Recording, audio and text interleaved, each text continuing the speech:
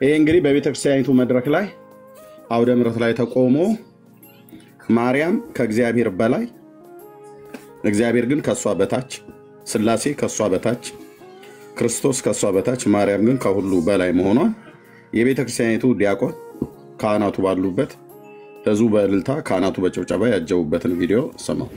ማርያምን ካላወቁ መሰረቱ ተራቷል። ማርያም ከሌለች ጌታዬ ሰሙ ይሄንን ጉድ ማለት ነው። በምንድነው እግዚአብሔርን የምታመሰግኝ? በመዝሙር ነው እኔ ማመሰግነው። ሎክ እግዚአብሔርም በምን እንደምታመሰግኘው አላት። በመዝሙር የተጠየቀው እግዚአብሔርን በምን እንደምታመሰግኘው ነው። በመዝሙር አለች። ልክ ነው። እግዚአብሔርን አንዱ ከምናመሰግንበት መንገድ አንዱ መዝሙር ነው። መዝሙር መልካም ነው። መዝሙር ለዝማሬ ለእግዚአብሔር ነው የሚገባው።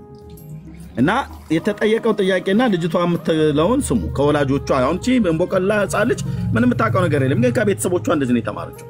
ሎክ እስቲ ዘምሪልኝ። ደግፊ ልቁም አግዢኝ ማርያም አሳስቢስ ለኔ ይግላላ ዘኔ። እቺ ልጅ ከኦርቶዶክስ ቤተሰብ የተወለደች ናት።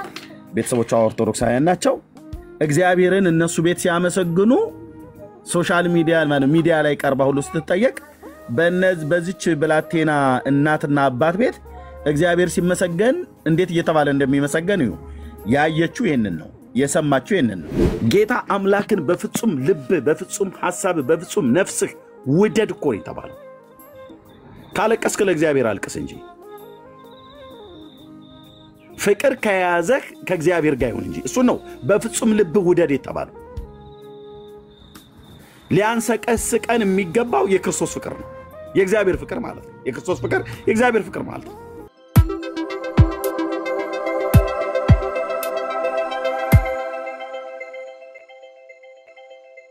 ምራው በሸመገለም ጊዜ ከሱ ፈቀቅ አይልም ይላል። እና እኔ አሁን ሌሎች በአሕዛብ ወገኖች ያሉትን አይገርምም፣ ግን ክርስትና ተብሎ በሚጠራ በካቶሊክ በኦርቶዶክስ በእኛ በወንጌላውያን አማኞች ክርስትና ተብሎ በሚጠራው ካታጎሪ ውስጥ ያሉ ክርስትና ወደ ማን ነው የሚጸልየው? አንድ ክርስቲያን ነኝ ብሎ ያለ የእምነት ድርጅት ወይ ደግሞ አንድ ግለሰብ ወደ ማን ነው የሚጸልየው? በማን ላይ ነው እምነቱን ያደረገው? ማን ነው መግበኝ፣ ጠብቀኝ፣ አሳድገኝ፣ ፈውሰኝ፣ ተንከባከበኝ ብሎ የሚለው ማለት ነው? አባት ብሎ የሚጠራው ማን ነው? እምነቱ በማን ላይ ነው ያለው? አንድ ክርስቲያን ነኝ ብሎ የሚል ሰው አንድ ክርስቲያን ነኝ ብሎ የሚል ሰው ወይ ደግሞ አንድ ክርስቲያን ነኝ ብሎ የሚል የእምነት ድርጅት ለህዝቡ በማመታመንን ነው የሚያስተምረው፣ በማመደገፍን ነው የሚያስተምረው። ይሄንን አሁን ስንለይ እኔ አፌን ሞልቼ የምናገረው በኦርቶዶክስና በካቶሊክ ቤተክርስቲያን በእግዚአብሔርም መታመንንም ያስተምረዋል፣ በፍጡርም መታመንንም ያስተምረዋል። ወደ እግዚአብሔርም ጸልይ ይሉሃል፣ ወደ ፍጡርም ጸልይ ይሉሃል። በእግዚአብሔርም ተደገፍ ይሉሃል፣ በፍጡርም ተደገፍ ይሉሃል። እግዚአብሔርም ያሳድጋል ብሎ ይላል፣ ፍጡራንም ያሳድጓል ብሎ ይሉሃል። እግዚአብሔርም ፈውስን ይመልስልሃል ይሉሃል፣ ይፈውሳል ይሉሃል፣ ሰዎችም ፍጡራንም ይፈውሷል ይሉሃል። እግዚአብሔርም ያድንሃል ይላል፣ ሰዎችም ከዘላለም ሞት ያድኑሃል ብሎ ይላል። ስለዚህ እነዚህ ሁለት ቤተ እምነቶች ክርስትና ተብለው ስለተጠሩ ራሳቸውን ክርስቲያንን ብለው ስለሚሉ የእግዚአብሔርን ቃል እናምናለን ብለው ግን መጽሐፍ ቅዱስ ውስጥ ስትፈልጉ ብትውሉ ማታገኙትን የህይወት ሥርዓት እነሱም እያደረጉት ለልጆቻቸው እንደዛው ደግሞ እያስተማሩ እየቀጠሉ አሉ ማለት ነው። ኦኬ፣ የዛሬው አርዕስታችን በዚህ ላይ ነው የምንናገረው። እዚህ ጋር ለለጥፈው በዚህ አርዕስት ጉዳይ ነው የምንነጋገረው ዛሬ። ቪዲዮ እናያለን። ኦኬ፣ ለምሳሌ ማርያም አቆመችኝ፣ ማርያም ደገፈችኝ፣ ማርያም አበላችኝ፣ ማርያም አጠጣችኝ፣ ማርያም አዳነችኝ የማይባል ነገር የለም። በእርግጥ የጌታችን እናት ቅድስት ድንግል ማርያም ሰውን መደገፍ ትችላለች? የእውነት መደገፍ ትችላለች ወይ? አንዳንዴ ይውላችሁ ሆኖች እውነትን አድምተን ነው መነጋገር ያለብን። መደገፍ ትችላለች? አዎ ከሆነ መልሳችሁ ደግፋ ታውቃለች? አንቺን ደግፋሽ ታውቃለች? አዎ ከሆነ መልስሽ እንዴት ደገፈችህ? በምኗ ደገፈችህ? በእጇ ነዋ በምህረቷ ነዋ ምናምን ነገር ብለህ ካልከኝ ይሄንን እጇ ነው ምህረቷ ነው ኪዳኗ ነው ብለህ ለምትለው ነገር በሙሉ አስረጅ የሆነ መጽሐፍ ቅዱሳዊ ትምህርት አለው። ዝም ብዬ አይደለም የምናገረው ወንድሞች እናቶች። ለመግቢያነት እንዲሆን ይሄንን ቪዲዮ ላሳይና ከዛ ወንድሞች ሰላምታ ካቀረቡ በኋላ በዚህ ጉዳይ ላይ እንቀጥላለን ማለት ነው። መልስ ያለው ካለ ይምጣ፣ መልስ ከሌለ ግን እኔ በደንብ ልናገርበት ተዘጋጅቻለሁ። ወንድሞችም አሉ እንናገርበታለን። ዳጊዬ መጥቷል፣ ወንድሜ ጆም አለ፣ ሆሲ መናገር ትችላለች፣ ሌሎች ወንድሞችም አሉ። ሎክሲ ወገኖቼና ወንድሞች እናቶቼ አሁን እንደዚህ ያደገ ትውልድ ክርስቲያኑ ተብሎ የሚባለው ይሄ ነው። በቃ የክርስትና ልኩ ሰው እግዚአብሔርን ስታመልከው እንዴት ነው የምታመልከው ብሎ የሚል ጥያቄ ለህፃናት ተጠይቆ ከወላጆቻቸው ሰምተውት ያደጉትን ልጆች የሚያሳዩትን ይሁን። ልጅቱ በጣም ህፃን ልጅ ነች፣ በጣም የምታሳዝን ልጅ ናት። ግን እዩልኝ ወንድሞቼና እህቶቼ ስሙ ይሄንን ጉድ ማለት ነው። በምንድን ነው እግዚአብሔርን የምታመሰግኝ? በመዝሙር ነው እኔ የማመሰግነው ሲል ሎክ እግዚአብሔርም በምን ነው የምታመሰግኘው አላት። በመዝሙር የተጠየቀው እግዚአብሔርን በምን ነው የምታመሰግኘው ነው። በመዝሙር አለች። ልክ ነው። እግዚአብሔርን አንዱ ከምናመሰግንበት መንገድ አንዱ መዝሙር ነው። መዝሙር መልካም ነው። መዝሙር ለዝማሬ ለእግዚአብሔር ነው የሚገባው። እና የተጠየቀው ጥያቄና ልጅቷ የምትለውን ስሙ። ከወላጆቿ አሁን እቺ እንቦቀላ ህፃን ልጅ ምንም የምታውቀው ነገር የለም፣ ግን ከቤተሰቦቿ እንደዚህ ነው የተማረችው። ሎክ ይዘምሪልኝ። ደግፊ ልቁም አግዢኝ ማርያም አሳስቢ ስለኔ ይቅለላ ዘኔ። እኔ የምናገረው ነገር የለኝም በግሌ ማለት ነው። ምንም የማታውቅ ገና ነፍስ እንኳን በቅጦ ያላወቀች ትምህርት ቤት እንኳን ያልገባች ማለት ነው ብላቴና ናት። እግዚአብሔር ያሳድጋት። አሁን በዚች ልጅ ላይ እየታየ ያለው አንደኛ የወላጆቿ አስተዳደግ የወላጆቿ እምነት ኦርቶዶክስ እምነት ተከታይ ናቸው። ኦኬ ኦርቶዶክስ በማን ነው የምታምነው? በማን ነው የምታምነው? በእግዚአብሔር ብቻ የሆነ በእግዚአብሔር ብቻ ነው የምታምነው? ትውልዷ በእግዚአብሔር መታመንን ነው እያስተማረቻቸው ያለችው። እቺ ልጅ ከኦርቶዶክስ ቤተሰብ የተወለደች ናት። ቤተሰቦቿ ኦርቶዶክሳውያን ናቸው። እግዚአብሔርን እነሱ ቤት ሲያመሰግኑ ሶሻል ሚዲያ ላይ ቀርባ ሁሉ ስትጠየቅ በዚች ብላቴና እናትና አባት ቤት እግዚአብሔር ሲመሰገን እንዴት እየተባለ እንደሚመሰገን እዩ። ያየችው ይሄንን ነው፣ የሰማችው ይሄንን ነው። ለበበሉ በኋላ አሁን ሲመጡ ደሞችን ህፃን ልጅ ምን አድርግ ነው ምናምን ብለው እኔ ህፃኗ ልጅ አይደለም የሚናገረው። በህፃኗ ልጅ ላይ የሚታየው የወላጆቿ ተጽዕኖ ነው፣ ወይ ደግሞ የወላጆቿ ፈለግ ጎዳና መንገድ ነው። በወላጆቿ ላይ የሚታየው የቤተ እምነታቸው የኦርቶዶክስ አሻራ ነው። ስለዚህ ኦርቶዶክስ እግዚአብሔርን ብቻ ሳይሆን ደግፈን ብለው ፍጡርን ጭምር ደግፈን ብለው ይላሉ ማለት ነው። እናውቃለን ይሄንን በመጽሐፍቶቻቸው ፍጡርን ደግፈን አቁመን አብላን አጠጣን ፈውሰን አድነን ለዘላለም ሕይወት ተስፋ ያደርጓቸዋል። አይደለም ለዚህ ዓለም ለሚመጣውም ዓለም እንኳን ተስፋ ያደርጓቸዋል።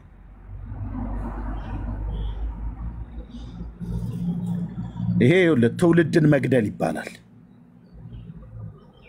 የተጠየቀችው ስለ እግዚአብሔር ነው ብላቴና። ይሄን መዝሙር ከየት ነው የተማርሽው ብላ ብትላት ቤት ውስጥ ነው እናቷ አባቷ ይሄኔ ከፍተው ሲዘምሩ ሰምታለች አይታለች። በቃ ምንም የምታውቀው ነገር የለማ። በደመና ነይ ሶሊያና እየተባለ ነው ማለት ነው። ስለዚህ የቤተሰቦቿን መንገድ እያመለከተችን ነው። ቤተሰቦቿ ደግሞ የቤተ እምነታቸውን የኦርቶዶክስን ትምህርት እያመላከቱን ነው።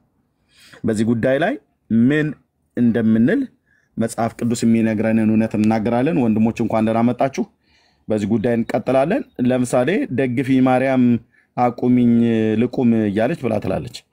ማርያም ማንን ደግፋ ማንን አቁማ ታውቃለች? ወንድሞች እናቶች እርጂ ብለህ ብትል ማንን እርታ ታውቃለች? መጽሐፍ ቅዱስ እንደዚህ ማርያም ትረዳችኋለች ብሎ የሚል አስተምሮ አለው ወይ?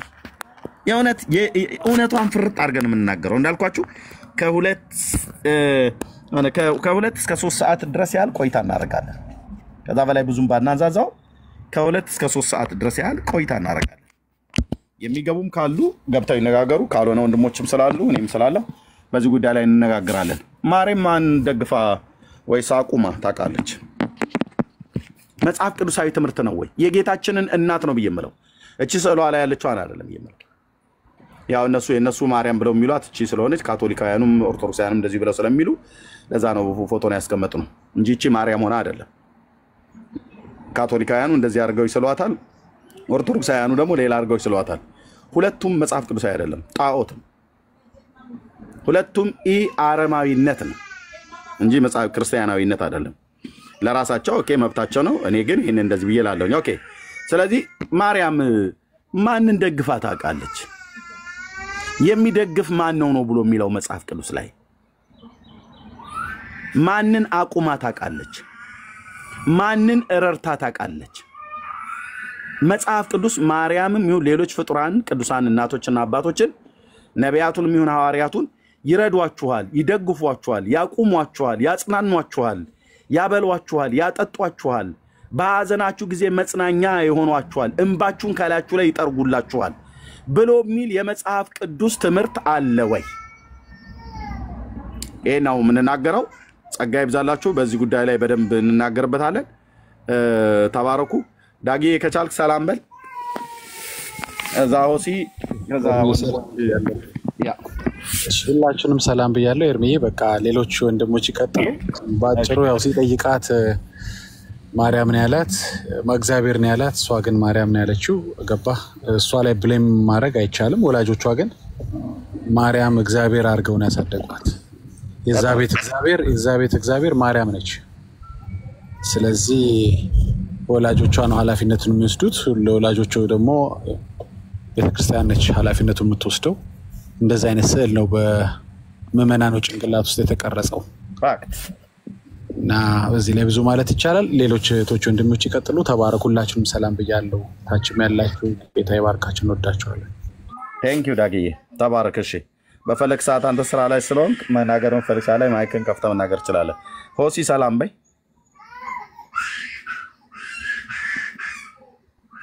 እሺ ኤርሚ፣ ሁላችሁም የጌታ ጸጋና ሰላም ለሁላችሁ ይሁን። እሺ ከሁለቴ በላይ እድል አልሰጥም። ታች ወረድ።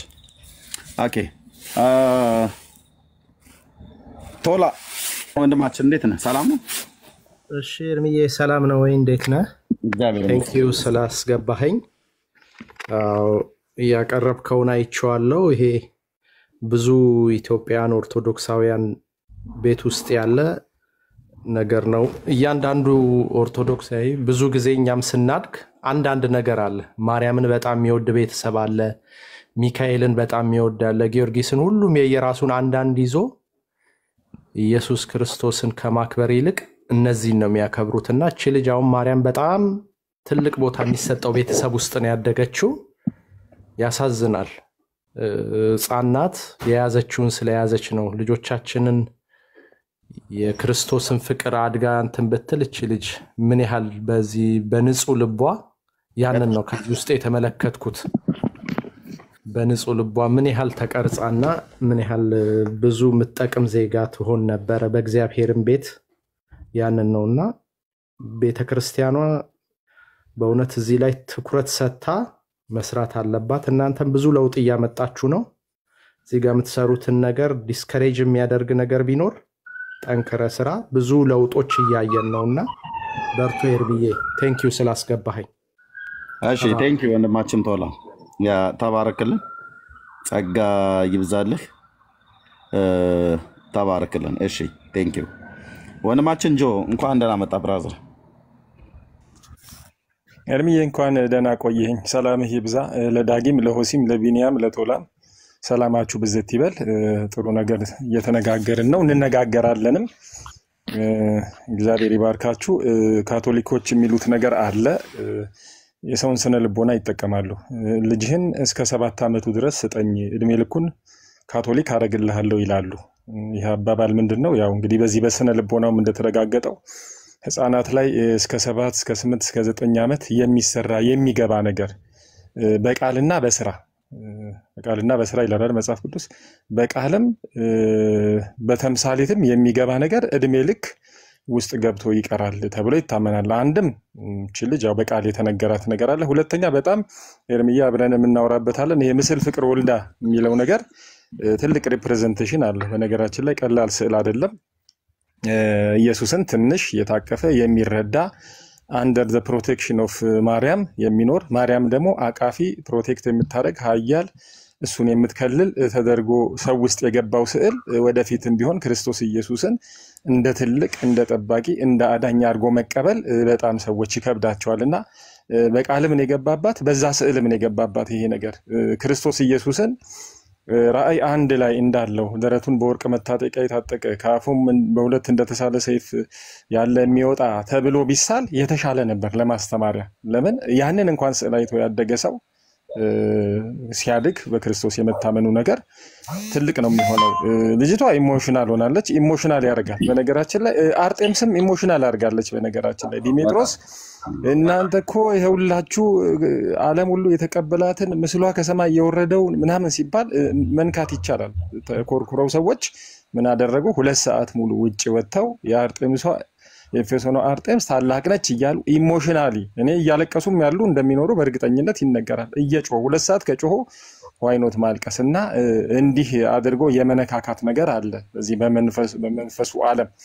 ከሁሉ ግን እንግዲህ በማን ነው የምንታመነው ከተባለ እዚህ ፊልጵስዩስ 4:6 ላይ ያለው ነገር ደስ ይለኛል። ጌታ ቅርብ ነው አለ። በነገር ሁሉ በጸሎትና በምልጃ ከምስጋና ጋር በእግዚአብሔር ዘንድ ልመናችሁን አስታውቁ እንጂ በአንዳች አትጨነቁ ይላል። የሚጨነቅ ሰው ካለ በጸሎት በምልጃ ወደ ማን ነው? አድራሻው ተነግሮናል። አባታችን ሆይ በሰማያት የምትኖር በሉና በዚህ አድሬስ ተነጋገሩ፣ ጸልዩ፣ ደውሉ ስለተባለ በእግዚአብሔር ዘንድ ልመናችሁን አስታውቁ እንጂ አትጨነቁ ስለሚል ማርያም እናቴ እመቤቴ ምናምን ከቃልና ከምሳሌ ከስዕል የመጣ የሰዎች ውስጥ የገባ ሕፃንነታቸው የገባ ነገር ስለሆነ እንግዲህ ትልቅም ሆኖ የገባባቸው ሰዎች ካሉ ዛሬ እንዲወጣ ከውስጣቸው እንረዳቸዋለን በሰፊው ውይይታችን። ተባረክ ኤርሚዬ፣ በርታልኝ እኔ ወንድም ብሩክ። ቴንክ ዩ ወንድማችን ጆዬ፣ ጸጋ ይብዛል። በደንብ ነው የምናገርበት። የታይባርክ እውነት ነው። የኤፌሶኗ የአርጤምስ ንግስት እንግዲህ ህፃናት አይደሉም እዛ የተሰበሰቡት። እንደምታውቀው በአሬስፋጎስ አደባባይ ላይ ሲጮህ የነበረው ባልቴቱም ሽማግሌውም ወጣቱም ፍንዳታውም ጎረምሳውም ተብሎ እንደሚባለው ነውና የሃይማኖት በጣም አደገኛ ነው። ወንድሞችና እህቶቼ ለልጆቻችሁ እግዚአብሔርንና የእግዚአብሔር የሆነውን ነገር እንዲወዱ እንጂ ወይ ደግሞ እግዚአብሔርና በእግዚአብሔር ላይ እምነታቸውን እንዲያደርጉ እንጂ በፍጡራን ላይ እምነታቸውን እንዲያደርገው አድርጋችሁ ካሳደጋችሁ በጣም በእውነት ትውልዳችሁን ልጆቻችሁን ገድላችኋቸዋል። በቁም ማለት ነው። በቁም ገላችኋቸዋል። እኔ ልጆች አሉኝ፣ የ3 ልጆች አባት ነኝ። ልጆቻችሁን ገላችኋቸዋል። አረመኔዎች ናችሁ ማለት ነው። ሰው ልጆቻችሁ በእግዚአብሔር እንዲታመኑ፣ በእግዚአብሔር እንዲደገፉ፣ በእግዚአብሔር እንዲመኩ፣ እግዚአብሔርን እንዲከተሉ፣ አይኖቻቸውን ወደ እግዚአብሔር እንዲያደርጉ፣ በስጋ ለባሽ እንዳይታመኑ፣ በስጋ ለባሽ እንዳይደገፉ፣ ስጋ ለባሻቸውን ክንዳቸው አድርገው እንዳይኖሩ ይሄንን ካላስተማራችሁ እምነታቸውን በአብርሃም በይስሐቅ በያዕቆብ አምላክ በልዑል እግዚአብሔር በጌታችን በኢየሱስ ክርስቶስ ላይ እንዲሆን ካላደረጋችሁ እውነት ለከንቱነት ፈጥማን ወልዳችኋቸዋል ማለት ነው። ለጥፋት ወልዳችኋቸዋል ማለት ነው። በህይወታቸው ያሉ እንጀራ የሚበሉ ግን የጠፉ እግዚአብሔርን አመስግኑ ተብሎ ሲባሉ ወደ ፍጡር ለፍጡር የሚያለቅሱ ለፍጡር የሚዘምሩ ወደ ፍጡር የሚለማመኑ ፍጡርን ደግፊን ብለው የሚሉ ፍጡርን አቁመኝ ብሎ የሚል ይሄ በእውነት ትውልድን ማሳደግ አይደለም፣ ትውልድን መግደል ነው የሚባለው። ትውልድን ማቀናት አይደለም የሚባለው፣ ትውልድን እግዚአብሔር ልቡ እንዴት ያዘን ወንድሞች እናቶች። ጌታ አምላክን በፍጹም ልብ፣ በፍጹም ሐሳብ፣ በፍጹም ነፍስህ ውደድ እኮ ነው የተባለው። ካለቀስክ ለእግዚአብሔር አልቅስ እንጂ ፍቅር ከያዘህ ከእግዚአብሔር ጋር ይሁን እንጂ እሱ ነው በፍጹም ልብ ውደድ የተባለው። ሊያንሰቀስቀን የሚገባው የክርስቶስ ፍቅር ነው፣ የእግዚአብሔር ፍቅር ማለት ነው። የክርስቶስ ፍቅር የእግዚአብሔር ፍቅር ማለት ነው።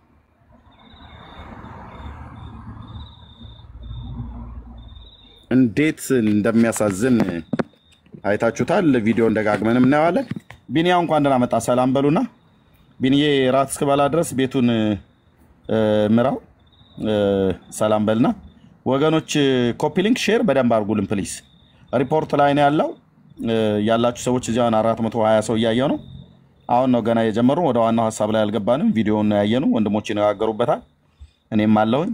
እንቀጥላለን። የሚመጡ ካሉ ኦርቶዶክሳውያን የሚመጡ ካሉ ማርያም ደግፋኛለች፣ አቁማኛለች፣ አብልታኛለች፣ ረርታኛለች፣ አጠጥታኛለች፣ ልጅ ሰጣኛለች፣ ጤንነቴን ሰጣኛለች፣ ስራ አስገኝታለች፣ የፈለጋችሁትን የምትሉትን በሉ። ኑና ግን ከመጽሐፍ ቅዱስ እስቲ መጽሐፍ ቅዱሳዊ መረጃ ስጡ።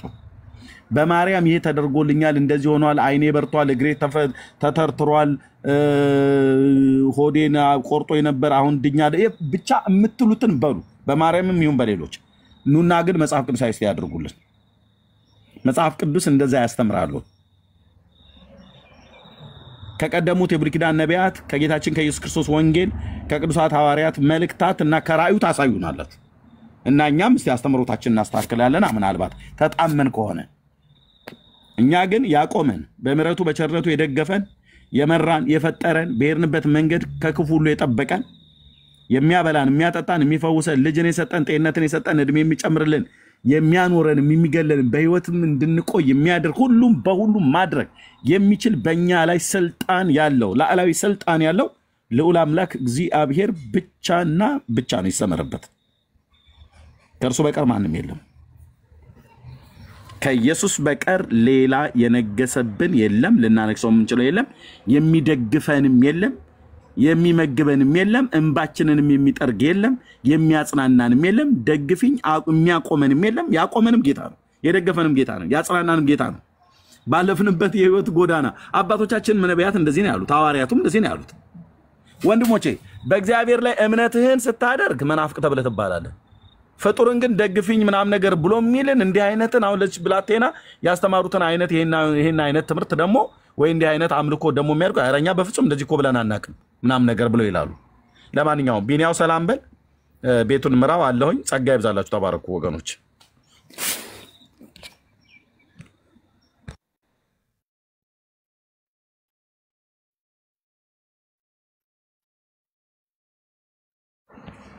ኦኬ ቢኒ የለም ያልሰማም መሰለኝ። እሺ ቢኒ የለም ማለት ሆሲ አንቺም ልትመሪ ትችያለሽ። ሆሲ የበቃ ስራ ላይ መሰለኝ። ሆሲ የምሪው ይሰማል። ሆሲ አለሽ? እሺ እርሚ ያ መሪ በቃ ጆዬ እናንተ ቀጥሉ። አታቀጥሉ። ተባረኩ።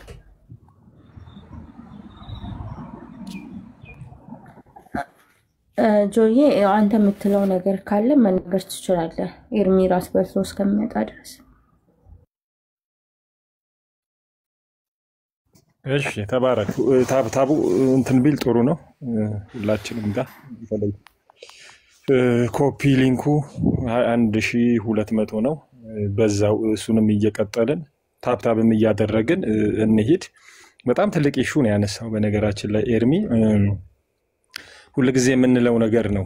አሁን ብዙዎቹ የሚያምኑትን ነገር ያመኑት የሚሉትን ነገር የሚሉት በልጅነታቸው ከገባባቸው ነገር የተነሳ ነው። በልጅነት የገባ አይወጣም። ይሄ ስነ ልቦናዊ እውነት ነው። ምናልባት እንዲህ የስነ ልቦና ነገር የምታነቡ ሰዎች ካላችሁ የነ ታዋቂ የስነ ልቦና አባቶች አሉ፣ እንደነ ሲግመንድ ፍሮይድ የሚባሉ እነ ካርል ዩንግ የሚባሉ እነ ኤሪክሰን የሚባሉ የነሱን ስራዎች ብትመለከቱ በዚህ በስነ ልቦና ዙሪያ ያው ህፃን ልጅ የሚደገፈው ወላጅ ላይ ነው።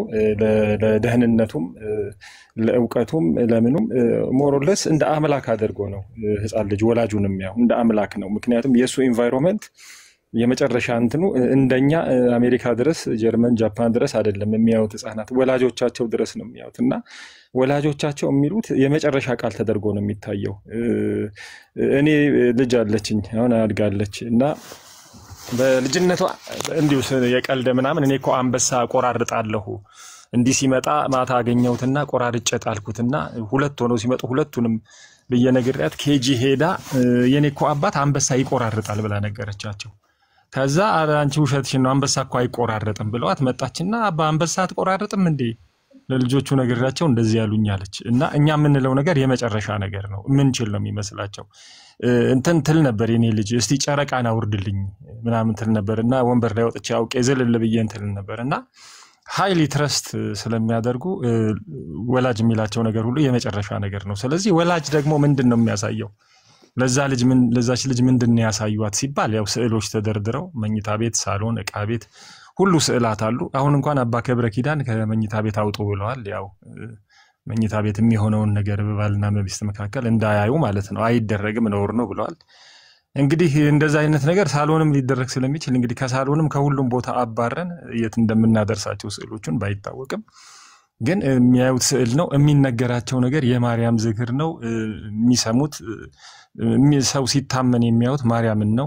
እንግዲህ በዚች ልጅ ኬዝ ማለት ነው እናቴ እመቤቴ ሁሉን ቻይ ነው። ምክንያቱም ስለዚህ የወላጆቿ ነገር ልጅቷ ምጥጥ አድርጋ ይዛለች። እሱን ነገር ነው ያወጣችው እስክታለቅስ መሬት ላይ እስክትቀመጥ ድረስና በሷ አይፈረድም። ይሄ በልጅነት የገባው ነገር እንደዛ ነው። ግን ምንድነው ያው ይሄ ልጆቹን ያው ትክክለኛ የክርስቶስን ወንጌል ሳያውቁ አሳድገን በኋላም ይሄን ነገር ይዘው ሄዳሉ፣ ክርስቶስን የማያውቁም።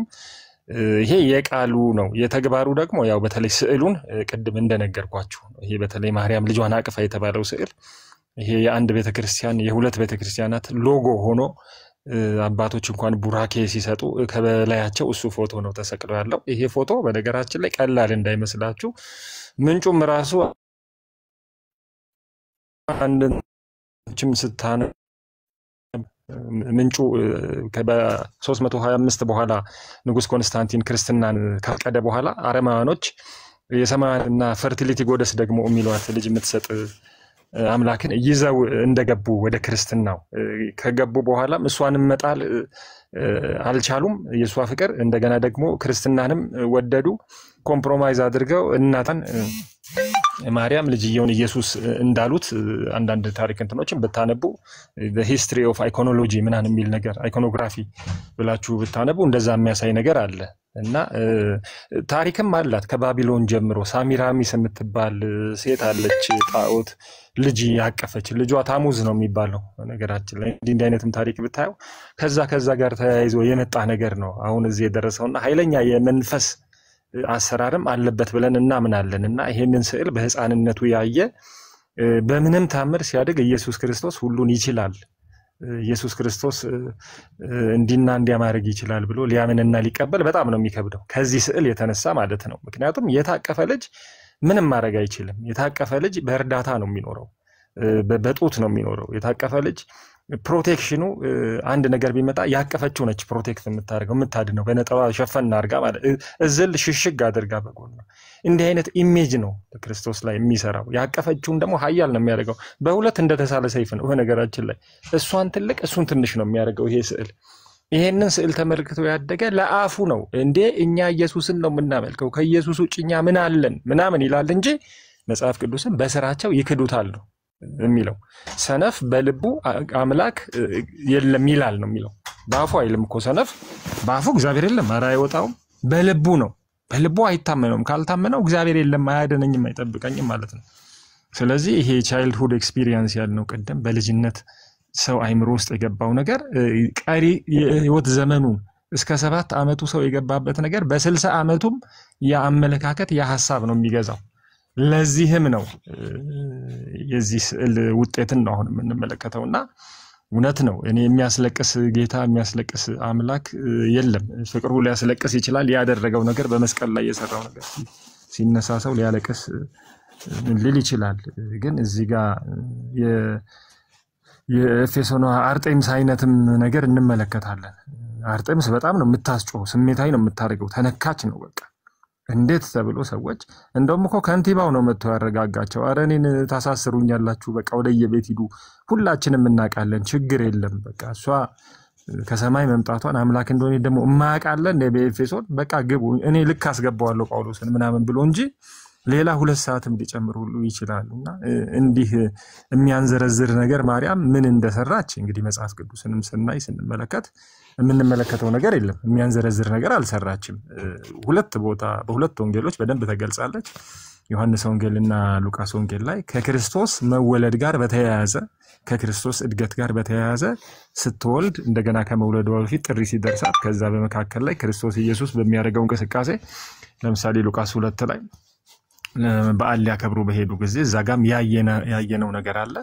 ከዛ በኋላ እንግዲህ ስለ ማርያም ሐዋርያት ሥራ ምናልባት ኢየሱስ በመቃብር ተቀብሮ ሲሞት መስቀል ላይ ሆኖ እና እህዋት ልጅሽ እናት በሚለው ነገር አይተናል። ከዛ ሐዋርያት ሥራ 1:14 ላይ ነው። ከዛ ምንም የለም። በዋናነት ልናቅ የሚገባን መጽሐፍ ቅዱስ ማወቅ ከሚገባን ነገር ያጎደለብን ነገር የለም። 5 ዋና ዋና ሐዋርያት አሉ።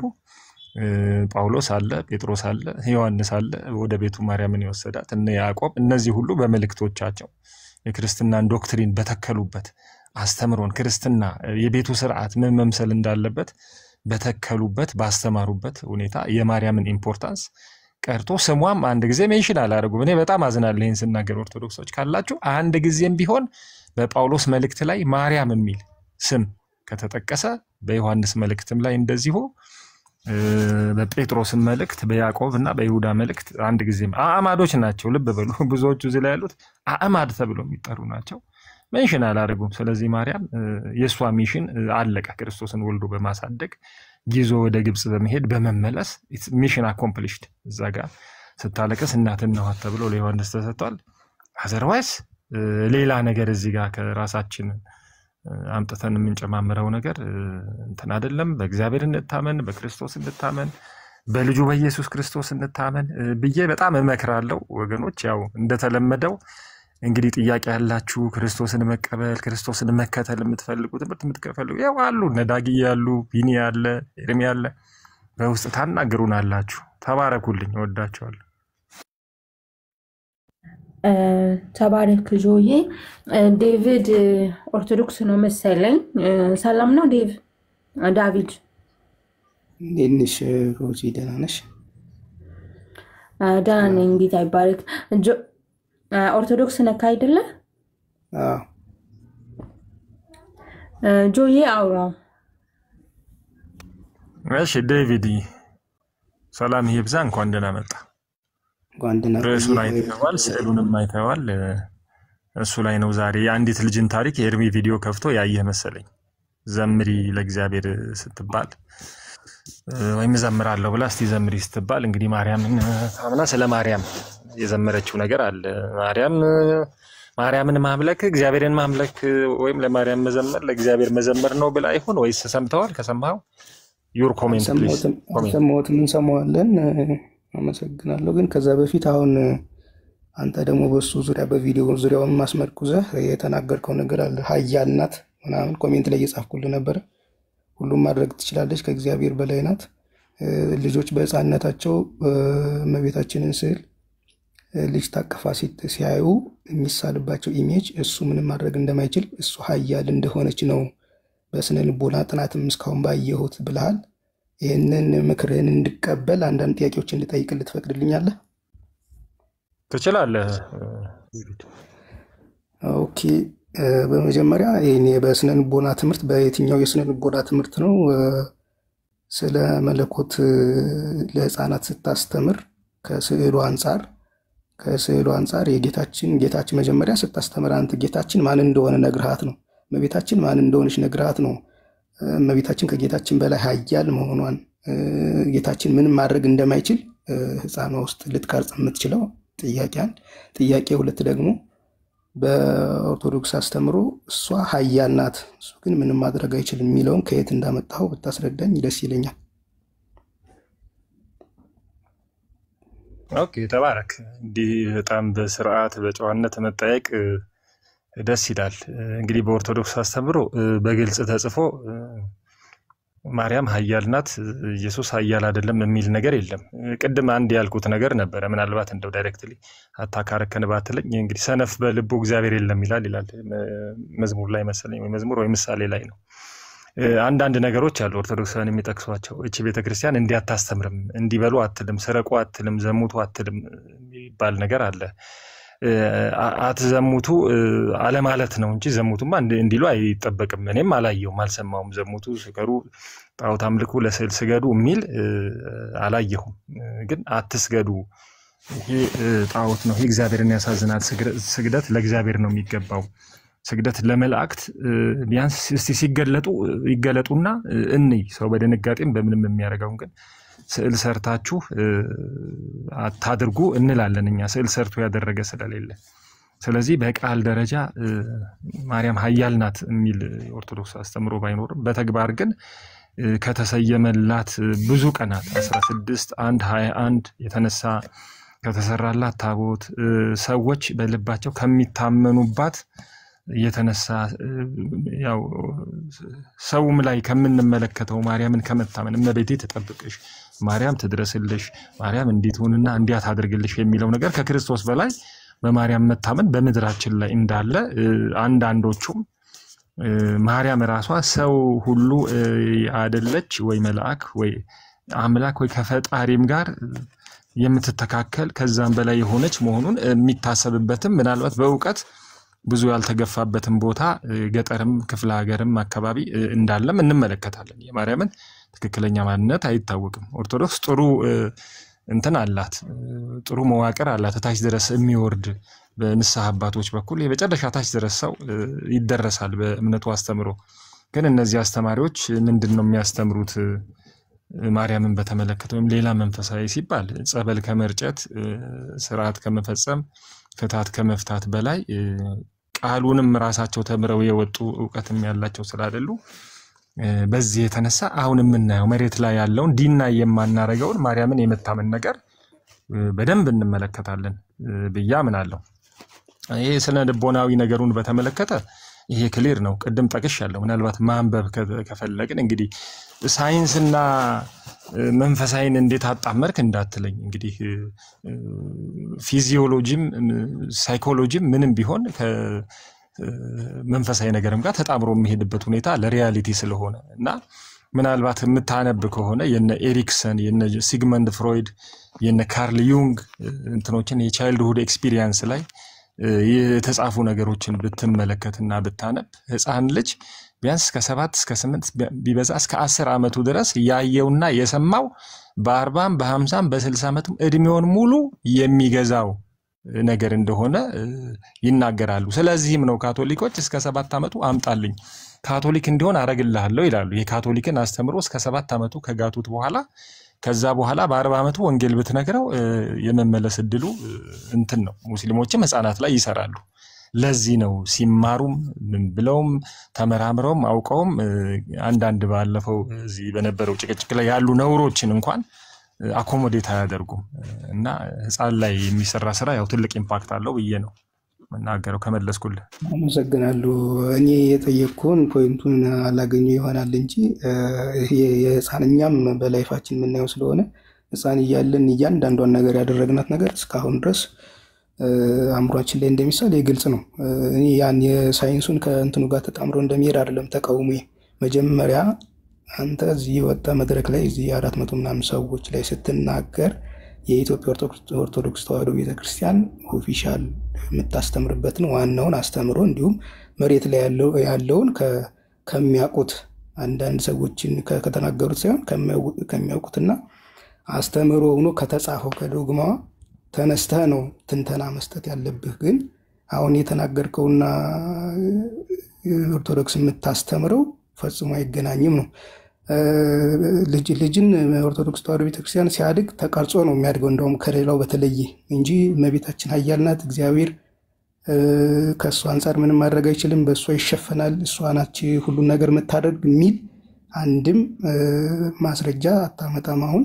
እና ያን መናገር ትንሽ ቅር አሰኝቶኛል። ምክንያቱም ከአሁን አንተም ደግመዋል የተጻፈ ነገር የለም ብለሃል። የተጻፈ ነገር ከሌለ አንተ እዚህ መድረክ ላይ ወጥተህ ኦፊሻል ማውራትህ ያ ትንሽ ቅር ያሰኛል። በተረፈ መሬት ላይ ያለው ነገር አንዳንድ ነገሮች ሊኖሩ ይችላሉ። ለምሳሌ ይሄ በቤተ እምነቱ ያለ ነው። በካቶሊክም ሄድ በእናንተም ሄድ እንደውም በእናንተ ይብሳል በእኛም እና አለ አልፎ አልፎ የመረዳት የመገንዘብ ማለት እነሱ በሚረዱበት መንገድ ሊገልጹት ይችላሉ። ግን ያን አንተ ኦፊሻል አድርገህ እዚህ ያመጣ መናገር እኔ በዛ መሰረት ፕሮቴስታንት አንድ ሰው እና እንደዚህ ነው የምነግርህ ነገር ኦፊሻል የተጻፈ ነገርና ካልቸር የሚባል ነገር አለ። ካልቸር ስለ ባህል የሚለው ሰው ለምሳሌ ኦርጋናይዜሽናል ካልቸር የሚባል ነገር አለ። እቆይቼ ብቻ ስለዚህ እንትኑ ጋር ስለሚያያዝልህ ብዬ ነው። ለምሳሌ አንድ መስሪያ ቤት ስትሄድ 12ቱ የሥነ ምግባር ህጎች በዚህ ነው የምንተዳደረው ይልሃል። አገልጋይነት፣ ታማኝነት፣ ቅንነት ምናምን ይልሃል። ወይራስ ግን ስትሄድ 50 ሺህ ብር ጉቦ ካላመጣ አንሰራም ይልሃል። ሌብነት ካልቸር ሆኗል። እዛ ጋር ግን የተጻፈው ኦፊሻል እንትኑ ኦፊሻሊ ኮሙኒኬት ያደረጉት 12ቱ የስነ ምግባር እንትኖች ነው የሚገዙን። የትኛውን ነው አንተ የምትገዛው? ወጣ አይ እነሱ እኮ የስነ ምግባር እንትን ስለለጠፉ አይሰርቁም ነው የምትለው? አሁን ብዙ መስሪያ ቤቶች ሜንሽን ማድረግ አልፈልግም ግን አሉ አሁን ኢትዮጵያ ውስጥ። እነዛ መስሪያ ቤቶች ግን ሙስና ካልቸር የሆነባቸው ገንዘብ ካልሰጠም ማታልፍባቸው አሉ። ስለዚህ እነዛ መስሪያ ቤቶች የሚጠየቁት ምናወራው የምናስበው ኦርጋናይዜሽናል ካልቸር የሚባል የሌብነት ካልቸር ዴቨሎፕ አድርጎ ለብዙ አመት አሁን ያለበት ደረጃ ደረሰ። እነሱ ሌቦች ናቸው፣ እንትኖች ሌቦች፣ እንትኖች ሞሳኞች ያለ ብር ነው የምትለው። ቤተክርስቲያናም እንደዚህ አይነት ነገር አላት። የምታሳይህ የተጻፈ ነገር አለ፣ መሬት ላይ ያለው ነገር ሌላ ነው። እኔ አንዳንድ ጊዜ እቺን ቤተክርስቲያን በምን መስላታለሁ? እዚህ አንደኛ ሳሙኤል አንደኛ ሳሙኤል 1 እና 2 ላይ ኤሊ አለ። ኤሊ መንፈሳዊ ነገርም አለው። አንዳንድ ጊዜ ሐና ስትመጣ ያው ይቆጣልም፣ ስካርሽ ካንቺ ይለፊላል። ሴንስ ያደርግም አንዳንዴ ደግሞ ሴንስ ያደርግና እንደ ትንቢት ነገር ለመናገር ይሞክራል። አገልጋይ ነኝ ብሏል፣ ፈዟል፣ ደንዝዟል። ልጆች አሉት። ልጆቹ ምንድነው የሚሰሩት? አፍኒንና ፍንሐስ ሁለት ትልልቅ ኃጢያትን ይሰራሉ። አንደኛ ለአገልግሎት የሚመጡ ሴቶች ጋር ይተኛሉ፣ ሁለተኛ ቁርባንን ይንቃሉ። ከመስዋዕቱ በፊት እያወጡ ይበላሉ። ከእግዚአብሔር ይልቅ ልጆቹን አከበረ ይላል መጽሐፍ ቅዱስ። አንደኛ ሱፐርቫይዝ አያደርግም ልጆቹ ምን እንደሚሰሩ፣ ሁለተኛ እነሱ መናገር ፈርቷል። ስለዚህ እቺ ቤተክርስቲያን እንዲህ አይነት አላት። አንደኛ የመፍዘዝ የመደንዘዝ ነገር አላት። ከእድሜ ብዛትም ሊሆን ይችላል፣ ካለመታደስ ብዛትም ሊሆን ይችላል። ፈዛ ደንዝዛለች። ልጆቿ የሚሰሩትን ነገር አታይም፣ ማየትም አትፈልግም። ብታይም ይሄ ሞራል የሆነው ነገር ላይ ቁጥጥርና አስተምሮማዊ ነገር ላይ ቁጥጥርና ሱፐርቪዥን የላትም። እንደፈለጉ ያደርጋሉ። እንዴ እቺ ቤተክርስቲያን እኮ ዘሙቱ፣ ስከሩ፣ እንትን በሉ፣ ጣዖት አምልኮ አትልም ትላለች። ግን አጠገቧ ጓሮዋ የእንትን ቢዝነስ ተከፍቶ የጥንቆላ የሷ ልጆች ጸበል እያዘዙ የሷ ልጆች ጠንቋይ ሆነው ታቦት እያወጡ ምን ሲሉ እንዳላየ ታልፋለች። ባላየ እንደሚሉት ያራዳ ልጆች ከዝሙታቸው ከምናቸው እንዲቆጠቡ ሳይሆን ጸበል ተረጭቶ ነው የሚወጣው። ቀደም እንዳልኩት ስትራክቸሯ ጥሩ ነው። ጥሩ ስትራክቸር አላት። እታች ድረስ ተወርዳለች። ልጆቿን ኮሙኒኬት ታደርጋለች በንስሐ አባት በኩል። ግን እነዛ ንስሐ አባቶች ምንድነው የሚያደርጉት? መጽሐፍ ቅዱስን ያውቃሉ ወይ? የእግዚአብሔርን ቃል ያስተምራሉ ወይ? ሰዎች ከኃጢአት እንዲመለሱ ነው የሚያደርጉት ወይስ ጠበል ረጭተው ቀድሰው ነው የሚሄዱት ሲባል ያው የምናውቀው ነገር ነው። ትክክለኛ መረዳት ካለመኖሩ የተነሳ የንስሐ ልጆቿቸው እንኳን የንስሐ አባቶቹ በሮብ ስጋ ሲበሉና እንደገና ደግሞ ፔንሲዮን ከጋለሞታ ጋር ሲገቡ ቢመለከቱ ትልቅ ኃጢአት አድርገው የሚያዩት በስማም እንዴት በሮቡ ስጋ ትበላለህ? በልና ቀደር ተረጭ ወይም ተጠመቅ ነው የሚሉት እንጂ ዝሙት ማድረግ ከትምህርቱ ካስተምሮቷ ከፎሎ አፖ የተነሳ ፌድ ያደረገ ክርስቶስ በስራችን ላይ በስጋችን ላይ በመናደርገው ኃጢአት እንደማይፈርድ ተደርጎ የሚወሰድበት ሁኔታ አለ። ስለዚህ ቀደም እንዳልኩት የተጻፈውን ነገር አትንገረን፣ መሬት ላይ ያለውን ነገር እናውራ። መሬት ላይ ያለው ካልቸር እንደዛ ከሆነ አሁን ምን መሰለ የራሳችን ምልከታ እናስቀምጣለን በሚለው ነው እንጂ ያልተጻፈ ካነበብንማ እኔ ደግሞ ከሐስከፈ የፓስተሮቻችሁ ፕሮፌት ብለው የሚቀርቡትን እንዳለ መዝጄ ላመጣልን ነው። አሁን እንደዚህ ከሆነ የራሳችን ተዳርቀን ሳንማማር ነው የምንወጣው። አሁን ያን አይደለም። ሰውም ያውቃል። አሁን ነቅቷል። እያንዳንዱ ሰው ይመረምራል፣ ያነባል። አእምሮ የተቀበለለትን ከመጽሐፍ ጋር መሳክሮ ነው የሚከተልህ እንጂ እኔ ያወራሁትን ልክ ነው አንተ ያወራው ደግሞ ልክ ነው ብሎ ዝም ብሎ አይሄድም። አሁን ዘመኑ ትንሽ ከፍ ስላለ ማለት ነው። ምንድነው አሁን በተጻፈው ቅድም መጀመሪያ ያልካትን ደጋግማቸውም ስለምታወሩ ኤርሚም ስለሚያወራው በዚህ ጉዳይ እመቤታችን የአምላክ እናት ናት እናውቃለን። ያ መጽሐፍ ቅዱስ ላይ አልተጻፈም። አንድም ቦታ ላይ ስለ እመቤታችን አልተጻፈም፣ ጳውሎስም አልጻፈም ብላችኋል። አሁን እኔ ጳውሎስም አይጻፈው በእኔ እምነት ማንም አይጻፈው እመቤታችን የጌታችን እናት ስለመሆኗ ብቻ አከብራታለሁ፣ እወዳታለሁ። በቃ አለቀ። ሌላ አፕሮቫል አያስፈልገኝም። ጳውሎስም መጻፍ አያስፈልገውም፣ ማንም መጻፍ አያስፈልገውም። የጌታችን እናት ስለሆነች ብቻ አከብራታለሁ። ከዛ ውጭ ደግሞ ሐናን ታከብራታለህ? የጌታችን አያት ስለሆነች ሐናን የማርያምን እኮ አንዴ ታከብራታለህ? እሷን ለምሮ ማላከብራት ሐናን ማያቀኝስ አከብራቸዋለሁ። በክብራቸው መጠን ማክበር ባለብኝ መጠን አሁን በሰው ልክ እናከብራለን። ማርያምም እናከብራታለን። ሐናን ያቀኝኝ እነሱን አባት ያየን አይደል እንዴ ማነች እሷ ምናምን እያላችሁ እንዴ እየሰማሁ እኮ ነው። ቅድም አወራር አነጋገር አሁን እውነቱን መናገር ብዬ ነው። ወንድማችን ዳዊት ቆጆም እንዳንጨርስ ኤርሚ አንዴ ይቅርታ፣ ቅድም የተናገረውን አንዴ መልስ ይስጠኝና እና ደጋግማችሁም ስለምትናገሩ እሷ ኃያል ናት፣ ሁሉም ማድረግ ትችላለች፣ እግዚአብሔር ግን ተሸፍኗል፣ ማድረግ አይችልም፣ ከህፃን ጀምሮ ነው ይሄን የሚቀርጹት ያልከውን በማስረጃ ስጠኝና እንቀጥል። ያው በማስረጃ እኔ ልስጠየም አንተ የተጻፈ ነው የፈለከው አይደል? የተጻፈውን ጭምር እኔ እሰጥሃለሁ። የተጻፈ እርቢ አንተ ትጨርስ፣ እኔም የቪዲዮ ማስረጃ አለኝ። እኔ ቪዲዮ ላሳየው። ይሄ እንግዲህ በቤተክርስቲያኒቱ መድረክ ላይ አውደ ምሕረት ላይ ተቆሞ ማርያም ከእግዚአብሔር በላይ፣ እግዚአብሔር ግን ከሷ በታች፣ ስላሴ ከሷ በታች፣ ክርስቶስ ከሷ በታች፣ ማርያም ግን ከሁሉ በላይ መሆኗን የቤተክርስቲያኒቱ ዲያቆን ካህናቱ ባሉበት ህዝቡ በእልልታ ካህናቱ በጭብጨባ ያጀቡበትን ቪዲዮ ሰማው። ማርያምን ካላወቁ መሰረቱ ተራግቷል። ማርያም ከሌለች ጌታዬ ምን ትላለህ ወንድማችን? ምን ትላለህ? በዚህ ጉዳይ አንተ በተረዳው መንገድ ገብቶኛል ያመጣው ቪዲዮ። በእርግጥ ቪዲዮ እውነት ቤተክርስቲያኒቱ ምን አለች በዚህ ጉዳይ? አንተ ተረድቻለሁ፣ ሙሉ ቪዲዮውን ተረድቻለሁ። ከዚህ በፊትም የሆነ ጳጳስ አንስተውት ስለነበር በዚህ ዙሪያ ልንገርህ መልሴን ማለት ነው። የኔን ምልከታ ነው ያንተ ምልከታ አይደለም፣ የቤተክርስቲያኑንም ነገረን። ከዛ የቤተክርስቲያኒቱንም አየህ ያንተን ምልከታ እነግርሃለሁ። እዚህ ሰው የለምን ያልኩህ ከቪዲዮ አንፃር ነው። ከቪዲዮ አንፃር አንተ በተረዳው መንገድ አይደል የተረጎምከው? ኧረ እኔ ምንም አልተረጎምኩም። የቪዲዮ ከፍቼ ለእኔ ምን አልኩኝ? ቪዲዮ ከቪዲዮ አንፃር ቪዲዮን ምልከታ አይደለም። ቆይ እኔ ምልከታዬን አላስቀመጥኩም። ቪዲዮ ከፈትኩልህ። አንተ ምን ትላለህ? ቤተክርስቲያኒቱ ምን አለች ነው እኮ ምን ማለት ነው? አንተ ምን ትላለህ? አዳምጠኛ እንደርሚ አንተ ምን ትላለህ ስትለኝ የኔን ከቪዲዮ የተረዳሁትን አይደል መነግር በእኔ ጭንቅላት ልክ። ቤተክርስቲያኒቱ ምን አለች በዚህ ጉዳይ ላይ? እኮ ያን ነው የምልህ። ከቪዲዮ አንፃር ቤተክርስቲያኒቱ እዚህ ቪዲዮ ላይ ምን አለች?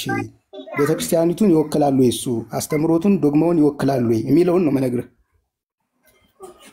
አይደል? ቀጥል። ያው ካህናቱ አገልጋዮቹ ቤተክርስቲያን መድረክ ላይ ነው የተገኛችሁት። ማርያም ከስላሴ በላይ ሆና ማለት ነው። ሰማነው እኮ ቀጥል። አይ ቤተክርስቲያን ይወክላሉ ካህናት ናቸው። ልክ ነህ። ግን ካህናት ስለሆኑ በሙሉ የተናገሩት ልክ ነው ይወክላሉ ካልክ ደግሞ የእናንተ ፕሮፌቶች በሙሉ እናንተን ይወክላሉ ማለት አይደለም። ብራዘር እኛ ጋር ምንም እናንቆለጳጵሰው ነገር የለም። የኛን በቪዲዮ እንደዚህ ታሳየን፣ በኋላ እኛ እንነግራለን። ቀጥታ አመጣላለሁ። ግን እግዚአብሔርን ከሰው በታች የምታመጣው እግዚአብሔርን ከሰው በታች አድርጎ ሰው ግን አይደለም የምን ከሰው በታች ጭፈራ ሁሉ ነው እንጂ ጭፈራውን አሳያለሁ። እኔም አንተም ታመጣለህ፣ እኔም አሳያለሁ ጭፈራውን። እኔ ግን አሁን ስለ ጭፈራ አድመጣኝ ዴቪድ። አሁን እያወራሁ ያለሁት ማርያም ከስላሴ በላይ ከፈጣሪ በላይ ሆና ስላሴን አሳንሳ ማርያምን የምታመልክ ያንተው መንፈሳዊ ግልሙትና ውስጥ ያለችው ኦርቶዶክስ ናት። ታዲያስ አሁን ከተናገርከው እና አመለክናት የሚለውን አሳየኝ ከዚህ ከቪዲዮ። አሁን ምን ማለት ነው? ይሄንን መልስ በመጀመር ከዛ አምልኮን ደግሞ በየቅድመ ተከተሉ አስቀምጥልሃለሁ፣ እንዴት እንደምታመልኳት ማለት አስቀምጥልኝ። ይሄንን መልስ። በዚህ ጉዳይ ላይ ምን ትላለህ አንተ? ቤተክርስቲያኒቱ ምን አለች? አሁን ቀድሞ ወንድሜ ጆንን አምጣ የተጻፈ በአምጣ ስትል ነበር አይደል? እኔ ከቪዲዮ ልጀምርልህ። እንደማመጥ ብራዘር። አሁን ቪዲዮን አሳየው፣ ከዛ ዳጌም ቪዲዮ ያሳይህና ከዛ ደግሞ የተጻፈ አሳያለሁ። ከዛ ደግሞ እንዴት እንደምታመልኳት አሳየኛለህ። እንዴት እንደምታመልኳት ከመጽሐፍቶቻችሁ አሳያለሁ። አዳምጠኝ። ጠየቅኝ አይደል ኤርሚ? መልስ። አሁን እዚህ ሐሳብ ላይ እዚህ ቪዲዮ ላይ መልስ። ምንድን ነው ያላት? አንተ የምትፈልገውን ተናግረህ ነው እንዴ እኔን እንትን የምትለኝ? አንተ ምንድን ነው የምትለው? ቤተክርስቲያኒቱ ምንድን ነው ያለችው? ተናገር። ያልኩት ቪዲዮ ማስረጃ ሳይሆን የተጻፈ ማስረጃ ነው ያልኩት። እኔ የተጻፈ ማሳያለሁ አልኩ። ከቪዲዮ ጀመርኩልህ። የተጻፈ አሳያለሁ። ኤርሚያስ አበበ ጋር ነው የመጣው ብራዘር። እሺ አዳምጠኝ። አሁን ቪዲዮ ላይ መለስ። ቪዲዮ ላይ ዲያቆኑ እጅ ከፍንጅ ተይዛችኋል። ኦኬ፣ እጅ ከፍንጅ የኦርቶዶክስ ድፍረት፣ የኦርቶዶክስ ሰማይ ጠቀስ፣ አድምጠኝ። የኦርቶዶክስ ትዕቢት፣ የኦርቶዶክስ ድፍረት፣ በእግዚአብሔር ላይ ያላችሁ ንቀት በሱ ላይ ምራቃችሁን ጥቅ ያላችሁበትን ትውልድ ፊት ተገልጧል። አሁን በዚህ ጉዳይ ላይ ሲመልስ የቤተክርስቲያኒቱ ዲያቆኑ በነገረ ድህነት ማን እንደሚንቅ ማን እንትን እንደሚልም አናውቅም። አድመጠኝ። አሁን የተጠየቀው መልስ ለምን እዛም ትረግጣለህ? የተጠየቀው መልስና አንተ ብዙ የምታወራ እኔ ልመልስ ይኸው ሰጠው ሚዩት አድርጌያለሁ። ሀሳቡ ላይ አውራ። ዝም ለምን አትልም ታዲያ? ይኸው ዝም ብያለሁ። ጎሄድ እኮ ዝም በልና እዛ ልቀር። ጎሄድ አሁን ምንድነው? ባለፈውም የሆኑ ጳጳስ እንደዚህ ያወርተዋል በዚህ ጉዳይ ዲያቆኑ ላይ ወንድሜ ዲያቆኑ ላይ አሁን ዲያቆን ሕዝቅያስ የተናገረበት ላይ አውራ። ከዛ የኛ የጳጳሱን ካመጣን በኋላ እናመጣለን። አሁን እዚህ የዲያቆኑን አውራ። ዲያቆን ሕዝቅያስን የዲያቆን ሕዝቅያስን አውራ። 30 ደቂቃ ቁጭ ብለን ሰምተናል። ተወያዩ ግቡ ብላችሁ 30 ደቂቃ ቁጭ ብለን ካልሆነ ታች ውረድ። እንደ ኢዮብ መጽሐፍ ምዕራፍ 1 ላይ ያለውን ሰይጣን ይመስል ስትንከራተቱ ትኖራላችሁ እንጂ ለምትጠይቁት ጥያቄ መልስ የማትሰጡ ሚስኪኖች እኮ። ታዲያ እኔ ዲያቆኑ ላይ ቪዲዮ ከፍቼ ስጠይ ጳጳሱ እንዲህ ብለዋል፣ መሐመድ እንዲህ ብለዋል አትበለኝ። እኔ የጠየቅኩ ዲያቆኑ ላይ ይሄን መልስ። ያው እሱም አንዱ አገልጋያችሁ ስለሆነ ማለት ነው። ይሄን መልስ ነው መጀመሪያ።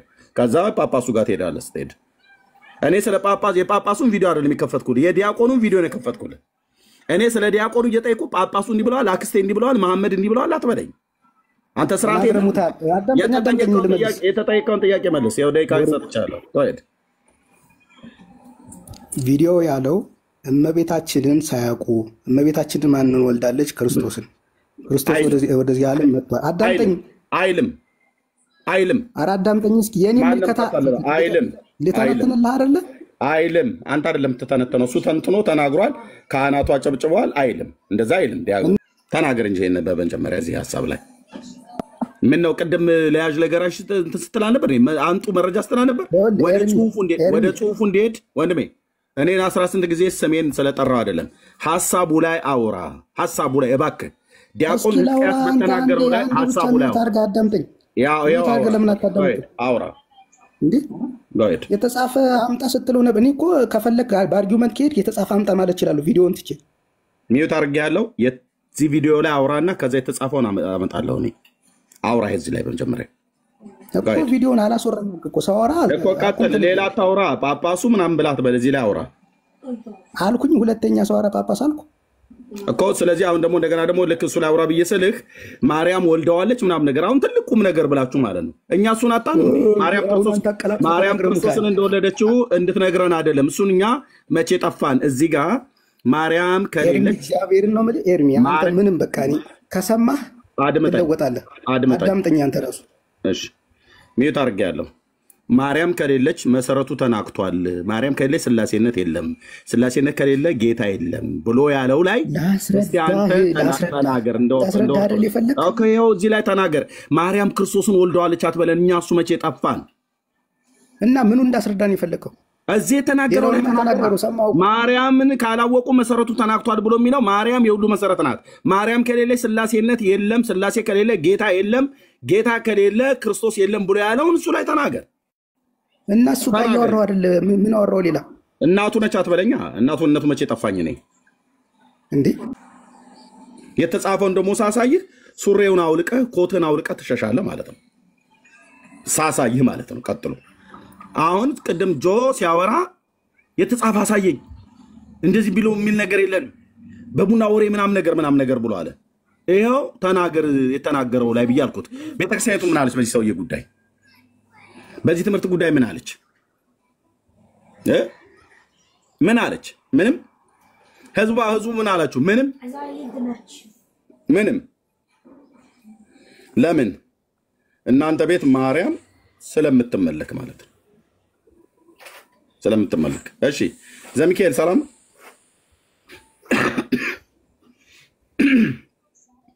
ዘሚካኤል ሰላም፣ እንዴት ነህ? ደህና ነኝ ጌታ ይመስገን። ከየት ቤተ እምነት ነው? እግዚአብሔር ይመስገን። እኔም ያው ሀሳቤን ባካፍል ደስ ይለኛል። ከየት ቤተ እምነት ነው? አቤት ይሰማኛል። አይሰማም? ከየት ቤተ እምነት ነው ወንድማችን? ኦርቶዶክስ ነኝ። እሺ እንኳን ደህና መጣ። ከኦርቶዶክስ። እሺ እንኳን ደህና መጣ። ኔትወርክ ቀይ ነው። ኦርቶዶክስ እንኳን ደህና ቆያችሁኝ። እሺ ኔትወርክ ትንሽ ያስቸገረ። ኔትወርክ ጥሩ አይደለም።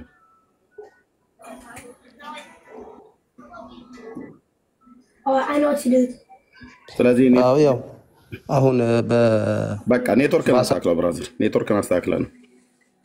ኔትወርክን ሲስተካከል ታወራለህ። እሺ እንግዲህ ይታያቸው ወንድሞች እናቶች፣ ስትጠየቁ አትበልጹ። ቀጥታ ሐሳቡ ላይ አያወሩ። አላልንም ብለው ይላሉ። መጽሐፍ ላይ የሌለ በቪዲዮ የምታሳዩን ነገር የለም ይላሉ። በቪዲዮ ስናሳያቸው ቪዲዮ ላይ አያወሩ። በመጽሐፍ ስናሳያቸው ምን አገባችሁ በእኛ መጽሐፍቶች ብለው ይላሉ።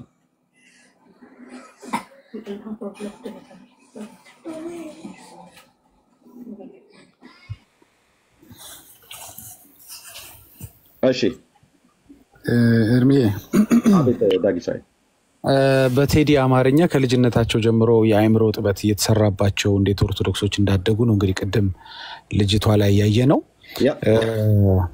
እግዚአብሔርን አመስግኝ ስላት ማርያም ማርያም እያለች ያው መዘመሯን ቀጠለች። እግዚአብሔር እዛ ቤት ማርያም ነው። ማርያም እግዚአብሔር ነች።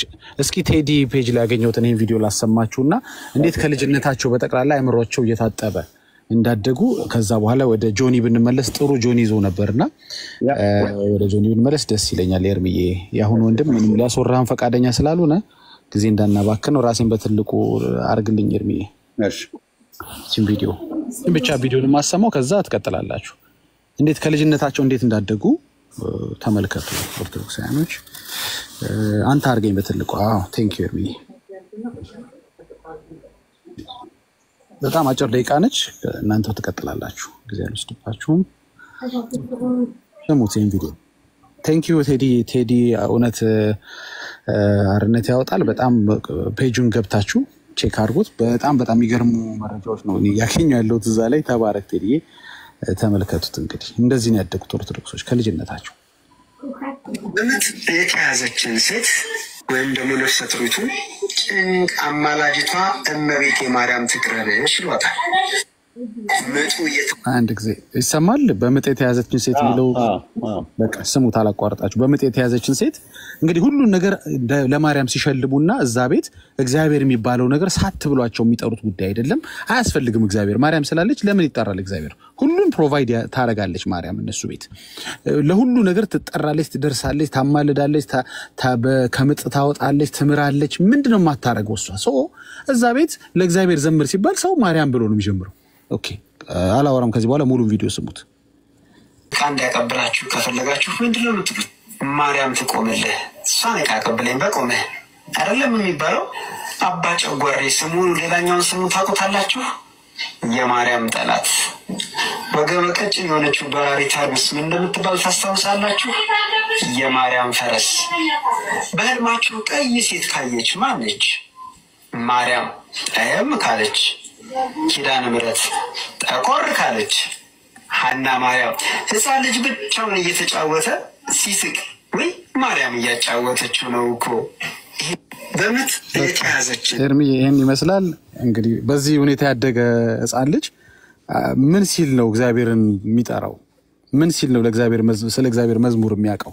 በሁሉ ጉዳይ ማርያም ነች። ማርያም ማርያም ማርያም። ቀጥሎ ኤርሚ ያመሰግናለሁ። አንተ በትልቁ። ኦኬ ዳጊ ቴንክ ዩ ተባረክ።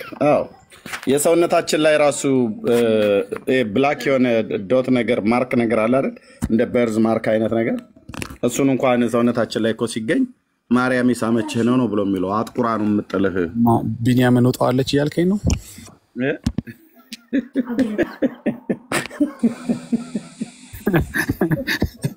ቢኒ የለም ችግር የለም አይሰማም።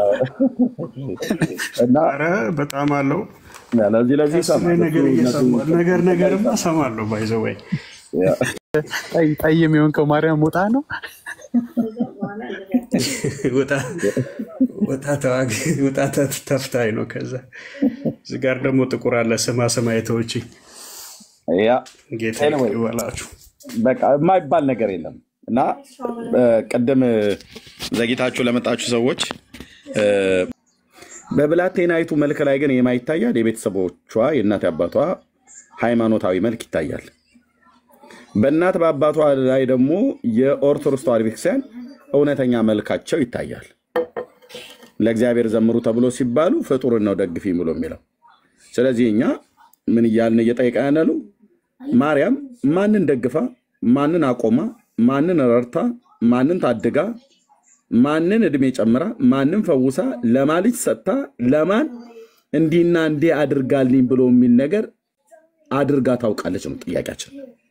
አሁን በጣም ጠንካራ የሆነ ነገር የምናገረው ኦኬ፣ ጠንካራ የሆነ ነገር ማለት አይ ይሄው እኔ የተደረገልኝ ባለውለታ አለውን ማርያም እንዲያደርጋልኛለች ብሎ የሚል ሰው ካለ ይምጣ እንስማው። ኦኬ ይሄንን ማርያም አደረገችልኝ ብለህ የምትለውን በመጽሐፍ ቅዱስ አያይዘህ ማርያም እና እሷን የመሰሉ ቅዱሳን እናቶች ከብሉይ ኪዳን የነበሩ አዲስ ኪዳንም ላይ ያሉ እነዚህም ቅዱሳን ሰዎች አባቶች ነቢያት እግዚአብሔር ሐዋርያትም አሁን የምትለውን ለማርያም የምትለውን ወይ ማርያም ራሷ ይሄን ነገር እንደምታደርግ የእግዚአብሔር ቃል ያስተምራል ወይ? ጴንጤ ቤት ስለሆነ የምትመጡት መጽሐፍ ቅዱስ በዚህ ጉዳይ ላይ ምን ይናገራል? እኛ የመጽሐፍ ቅዱስ አማኞች ስለሆኑ ከመጽሐፍ ቅዱስ እስኪ ባካችሁ የኛንም ጥም ሊያረካ በእርግጥ አልጠማንም እኛ ግን ጥምን የሚያረካ መልስ አምጡ ለጥያቄያችን የሚመጥን መልስ ስጡን ብለን እንጠይቃለን ከመጽሐፍ ቅዱስ ላይ ማለት ነው። ሎክ ስለዚህ ማርያም ደግፊኝ ማርያም አቁሚኝ እናቴ እውነት ልንገራችሁ ማርያም ማንንም ደግፋ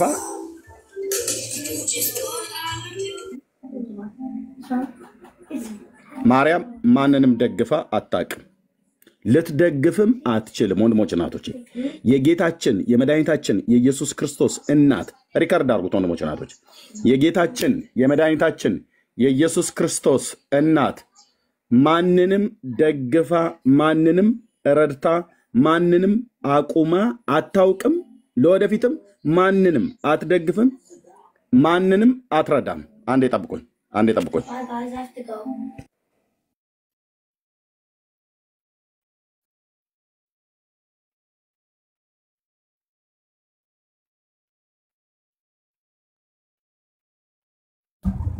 ቢኒስ ከዛ ሶሊያና ማን እንደሆነች ንገራቸው ወይ ጆኒዬ ወይ ፓስተር።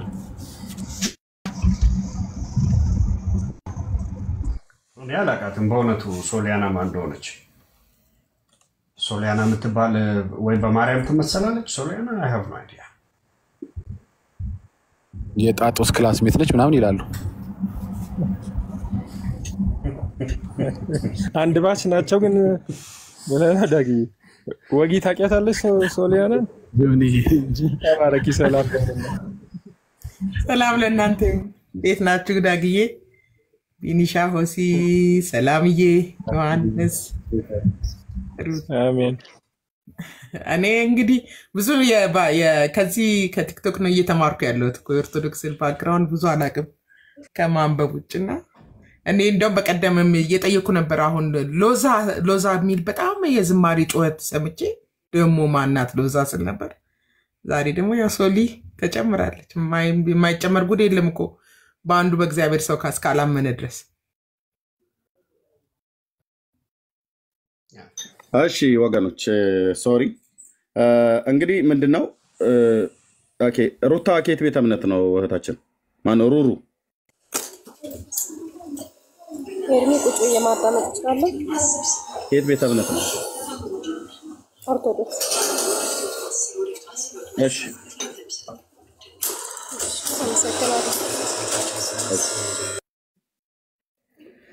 ኦኬ ስለዚህ ምንድነው እያልን ያለን ወንድሞች እናቶች? እኔ አሁን በደንብ ከዚህ በፊትም እኛ በደንብ ነው የምናወራው፣ አሁን በደንብ ነው የምናወራው። መጽሐፍ ቅዱሳችን የእግዚአብሔር ቃል ሰውን የሚረዳ የሚያቆም ከሀዘን የሚያጽናና የሚያበረታ የሚደግፍ የሚመግብ የሚፈውስ መጽሐፍ ቅዱስ እንደ አንድ ክርስቲያን ማን ነው ብሎ የሚለን መጽሐፍ ቅዱስ ላይ የጌታችን እናት ማርያምን እግዚአብሔር የሚያደርገውን በሙሉ ወይ ደግሞ ከእግዚአብሔር የሚለምኑትን ነገር ሁሉ በሙሉ እኮ ከሷ ይለምናሉ። ጤናን ከእግዚአብሔር እንደሚለምኑ ከሷም ጤናን ይለምናሉ። እድሜን እግዚአብሔር እንዲጨምርላቸው እንደሚለምኑ እሷንም እድሜን ያስጨምራሉ። እሷንም እድሜ ከእግዚአብሔር እንዲጨምርላቸው ማነው እግዚአብሔር እድሜ እንዲጨምርላቸው እንደሚለምኑ እሷንም እድሜ ጨምርልን ይላሉ። እግዚአብሔር ልጅ እንዲሰጣቸው እንደሚለምኑ እሷንም ልጅ ስጭን ብለው ይለምኗታል። ቀጥታ እሷን ቀጥታ ሲሰጣም እመቤቴን ተሰጠች ልጁን ነው የሚሉት። እመቤቴ ለእመቤቴ ተሳልኩኝ እመቤቴ ተሰጠች ነው የሚሉት። ኦኬ ልጆች የእግዚአብሔር ስጦታ መሆናቸው ቀርቶ የማርያም ይሆናል ማለት ነው። ስለዚህ ገና ሲወለድ ተክለ ማርያም ተብሎ ይጠራል። ማርያም የተከለችው ይላል። ማርያም የት ነው የተከለችው? ወንድሞች እናቶቼ ተክለ ማርያም ተብላችሁ የምትጠሩ ሰዎች የቱ ጋር ነው ማርያም የተከለችህ? አንተን በማህፀን ውስጥ የተከለች ማርያም ናት። እንደ ወንድሞች እናቶቼ ተክለ ጊዮርጊስ ይላል። አንተ ተክለ ጊዮርጊስ የሚባል አንተን ሊተክል ይችላል? የአባትን የዘር ፈሳሽ እና የእናትን እንቁላል አገናኝቶ የሰራ ጊዮርጊስ ነው? አርመናዊ ወታደር ነው ወይስ ልዑል እግዚአብሔር ነው ስውር እጆቹ ይሰራል? ለምንድነው እግዚአብሔር የሰራው እግዚአብሔር የፈጠረው እግዚአብሔር ለምንድነው እንዳይመሰገን ቀጥታ ወስዳችሁ ለፍጡር የምትሰጡት ማለት ነው? ወልደ ገብርኤል ይሉታል። ገብርኤል አንተ ሊወልድ ይችላል እንዴ ወንድሜ? አይችልም እኮ መልአኩ ቅዱስ ገብርኤል አንተ ሊወልድ አይችልም። መዋለድ በእነሱ ዓለም የለም። በስጋ ነው የወለደ ብለህ እንዳትል ስጋ ለበስ አይደለም። በመንፈስ ነው የወለደ ብለህ እንዳትል ገብርኤል መንፈስ ነው። በመንፈስ ወለደ ብለህ እንዳትል መላእክት በመንፈስ ልጆችን ይወልዳሉ፣ መንፈሳዊ ልጆች አሏቸው ብሎ አይልም። የእግዚአብሔር ቃል አይልም። ከየት እንደሚያመጡት ወንድሞች እናቶቼ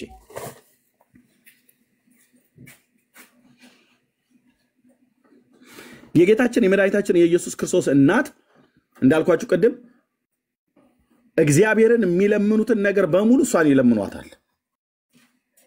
እሷ መስጠት ስለምትችል አይታችሁ ከሆነ በምድራችን ላይ በተለይ ሴቶቹ ናቸው ስለት ይሰማሉ ተብሎ የሚባሉ በሴት ታቦታት የተቀረማኑ የተሳሉት። ለምሳሌ ማርያም አሁን በምድራችን ላይ አብዛኛው በኦርቶዶክስ ቤተክርስቲያን ውስጥ ያሉ አብያተ ክርስቲያናት ቢቆጠር ቁጥሩ የማርያም ነው የሚበዛው። ምድሪቱ ላይ ያለው የማርያም የመድኃኔዓለም ጥቂት ነው፣ የአማኑኤል ጥቂት ነው፣ የሥላሴ ጥቂት ነው። የማርያም ግን ይበዛል። ቀጥሎ የሚካኤል ይበዛል፣ የገብርኤል ይበዛል። አሁን ደግሞ አዲስ መጣዋለች የአርሴማ ትበዛለች።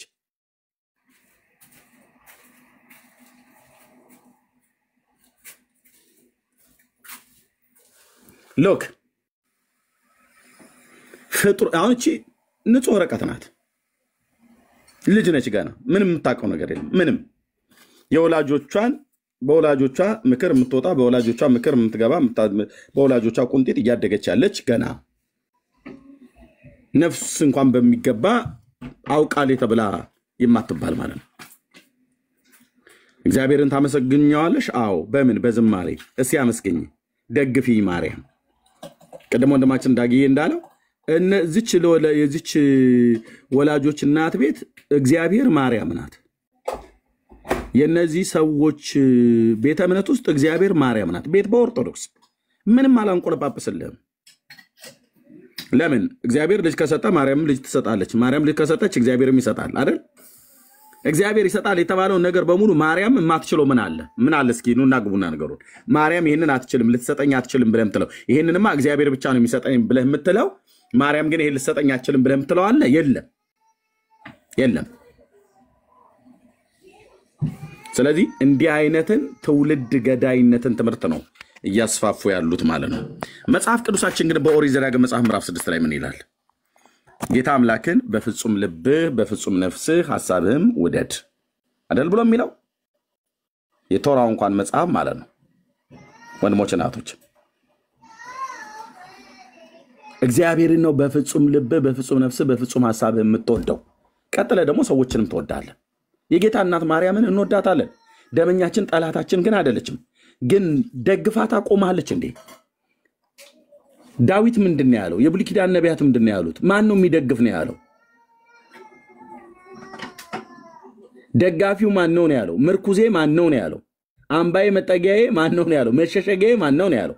መታመኛዬ ማን ነው ብሎ ነው ያለው ዳዊት። ወንድሞች እናቶች የብሉይ ኪዳን ነቢያት የአዲስ ኪዳን ሐዋርያት በሙሉ ማንን ነው ብለው ያሉት? የትን ፍጡር ጠርተው እንትና ይደግፈኛል ብለዋል። ወንድሞች እናቶች እና በዚህ ጉዳይ ላይ ወንድሞች በደንብ ተናገሩበት። ጸጋ ይብዛላችሁ። ቀጥሉ። ቢኒያው ትችላለህ፣ ካልሆነ ወይ ቤካ ቤቱን መምራት ይችላል ስራ ላይ ስላለ። እስኪ ገቡ ድረስ ይሄንን እንደው ዓላማችንን በተመለከተ ስለ እግዚአብሔር ማንነት መሰረታዊ የሆነ መጽሐፍ ቅዱሳዊ ግንዛቤ እንዲኖራችሁ ብዥታው እንዲጠራ ልባችሁም አፋችሁም አንዴ እግዚአብሔር አንዴ መቤቴ አንዴ ገብርኤል አንዴ ሚካኤል ከሚል ከሚል ብዥታ ይጥራ ነው። መጽሐፍ ቅዱስ የሚያስተምረን እግዚአብሔር ከአማልክት መካከል አንዱ አምላክ ሳይሆን ብቸኛ አምላክ ነው። ብቸኛ አምላክ ነው። እግዚአብሔር በሙሴ በኩል ለእስራኤል ራሱን ሲገልጥ ዘዳግም 6:4 ላይ እስራኤል ሆይ ስማ አምላካችን እግዚአብሔር አንድ ብቸኛ እግዚአብሔር እንደሆነ ይናገራል። ዘዳግም 6:4 ላይ ከእርሱ ከአንዱ ከእግዚአብሔር ሌላ አምላክ የለም። ግን የአምላክ እኩያ የሚመስሉ በክርስትና ስም በቅዱሳን ስም በቅዱሳን መላእክት ስም የእግዚአብሔር አቻ በልባችሁ ላይ በንግግራችሁ ላይ በመዝሙራችሁ ላይ ተጨምሯል። እንዳልኩት ስለ እግዚአብሔር ማንነት መሰረታዊ የሆነ መጽሐፍ ቅዱሳዊ ትምህርት የላችሁም። ትውፊት ነው አዎ፣ ልማድ ነው አዎ፣ ንግግር ነው አዎ። ቅድም እንግዲህ ዳግያ ያቀረበው የቴዲ እንትን በጣም ነው የሚገርም። ማርያም በሽልም ታውጣሽ፣ ማርያም ትማርሽ፣ እመቤቴ ካለች ባይዘው የመጽሐፍ ቅዱስ አይደለችም ብለን ነው እኮ የምንነግራችሁ። መጽሐፍ ቅዱስ ላይ ያለችው ቅድስት ማርያም ወይም የጌታችን የመድኃኒታችን የኢየሱስ ክርስቶስ ማርያም በመጽሐፍ የተባለላትን እንላለን። የአምላክን ቦታ ግን መውሰድ የለባትም። እግዚአብሔርንም ከፍጥረት እኩል አትጥሩ። ደግሞዋለሁ፣ እግዚአብሔር ከአማልክት መሃል አንዱ አምላክ ሳይሆን ብቸኛ አምላክ ነው። በክርስትና ስም የእግዚአብሔርን ቦታ ልባችሁ ላይ ያስቀመጣችኋቸው የቅዱሳን ሰዎች ጉዳይ የመላእክት ጉዳይ መጽሐፍ ቅዱሳዊ መሰረት የለውም። መሰረት የለውም። እስራኤሎች ስም አምላካችን እግዚአብሔር አንድ ብቸኛ እግዚአብሔር ነው። እግዚአብሔር አምላክ ብቸኛ ፈጣሪ መሆኑ ገና ዘፍጥረት ከአንድ እስከ 31 ስታነቡ ፍጥረት ሳይኖር በፊት የነበረ ፍጥረቱን ሁሉ ካለ መኖር ወደ መኖር ያመጣ ያኔ ቅዱሳን አልነበሩ። አሁን የምናውቃቸው የመጽሐፍ ቅዱስ በቃ ትልልቅ ቦታ እንስጣቸው የምትሏቸው ሳይኖሩ በፊት የነበረ ነው። ማርያም ሳትኖር የነበረ ነው። ገብርኤል ሳይኖር የነበረ ነው። እኛ እኮ የምናወራው ስለዚህ ትልቅ ወሰን ስፋት ወርድ ምናምን የሌለው እግዚአብሔር ፍጥረት ሳይኖር በፊት የነበረ ፍጥረትን ሁሉ ካለ መኖር ወደ መኖር ያመጣ ትልቁን እኮ ነው የምንነግራችሁ። ይሄን ደግሞ ስለ እግዚአብሔር ማንነት መሰረታዊ መጽሐፍ ቅዱስ የሰጠንን እውነት ነው የምንነግራችሁ። እኛ ስለ ጠላናችሁ አይደለም። እውነት እስቲ ዝም ብላችሁ ጸሎታችሁን አስቡ። ኦርቶዶክሳውያን የማንን ፊት ነው የምትፈልጉት? ዝብርቅ የሚልባችሁ ይመስለኛል። ብዝሃ አማልክትን ብዙ ሰዎችን ድጋፍ ብዙ ምንድነው መላእክትን ድጋፍ ማድረግ አንዱን እግዚአብሔር እያስረሳችሁ ነው። እግዚአብሔር በራሱ ሙሉና ሉዓላዊ አምላክ ነው።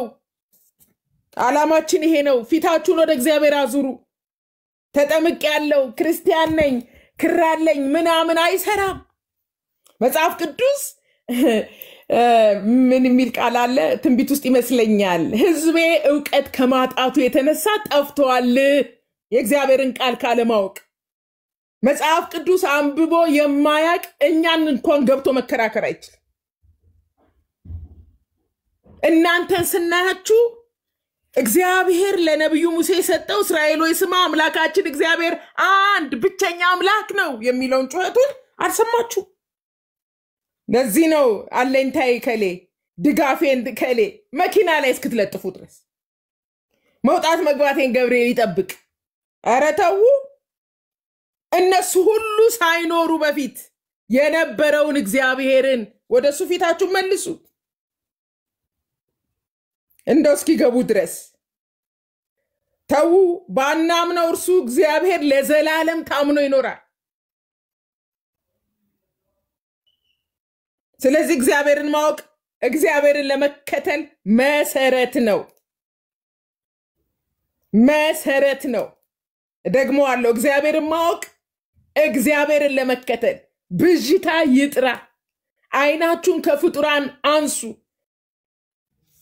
እግዚአብሔር ፍጥረት ሳይፈጠር በፊትም በኋላም አምላክ ነው። እሱ ብቸኛ አምላክ ነው።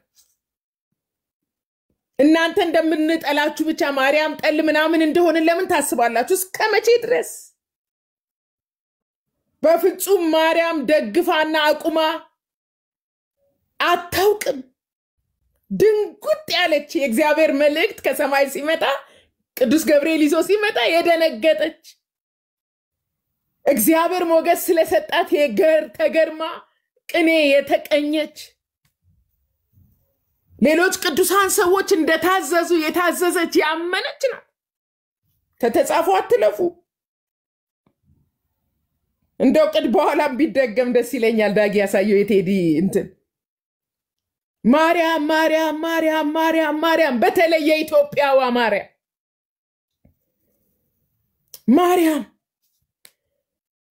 እስኪ ገቡ ድረስ አወራለሁ። እግዚአብሔር ፍጥረት ሳይፈጠር በፊትም በኋላም ብቸኛ አምላክ። አይገርማችሁም? እግዚአብሔር ተከታይ ቢኖረውም ባይኖረውም ያው አምላክ ነው። ያለ የነበረ የሚኖር ነው። ያለ ፍጥረት ያለ ደጋፊ የሚኖር አምላክ ነው። ኤፌሶን 4:6 ላይ ከሁሉ በላይ የሚሆን በሁሉም የሚኖር አንድ ወይም ብቸኛ አምላክ የሁሉ አባት ነው ይላል። የሁሉ መገኛ ባለቤት ምንጭ ነው እግዚአብሔር። ምናወራላችሁ እግዚአብሔር እናንተው መጽሐፍ ቅዱስ እጃችሁ ላይ ያላነበባችሁት ማለት ያላነበባችሁት ስለምንወዳችሁ ነው። እውነት ወንድሞቼ እህቶቼ ቀንና ሌሊት እኔ እንኳን አልፎ አልፎ ነው ብቅ ምለው ተው ነው እያሉ እግዚአብሔር እድል እየሰጣችሁ ነው።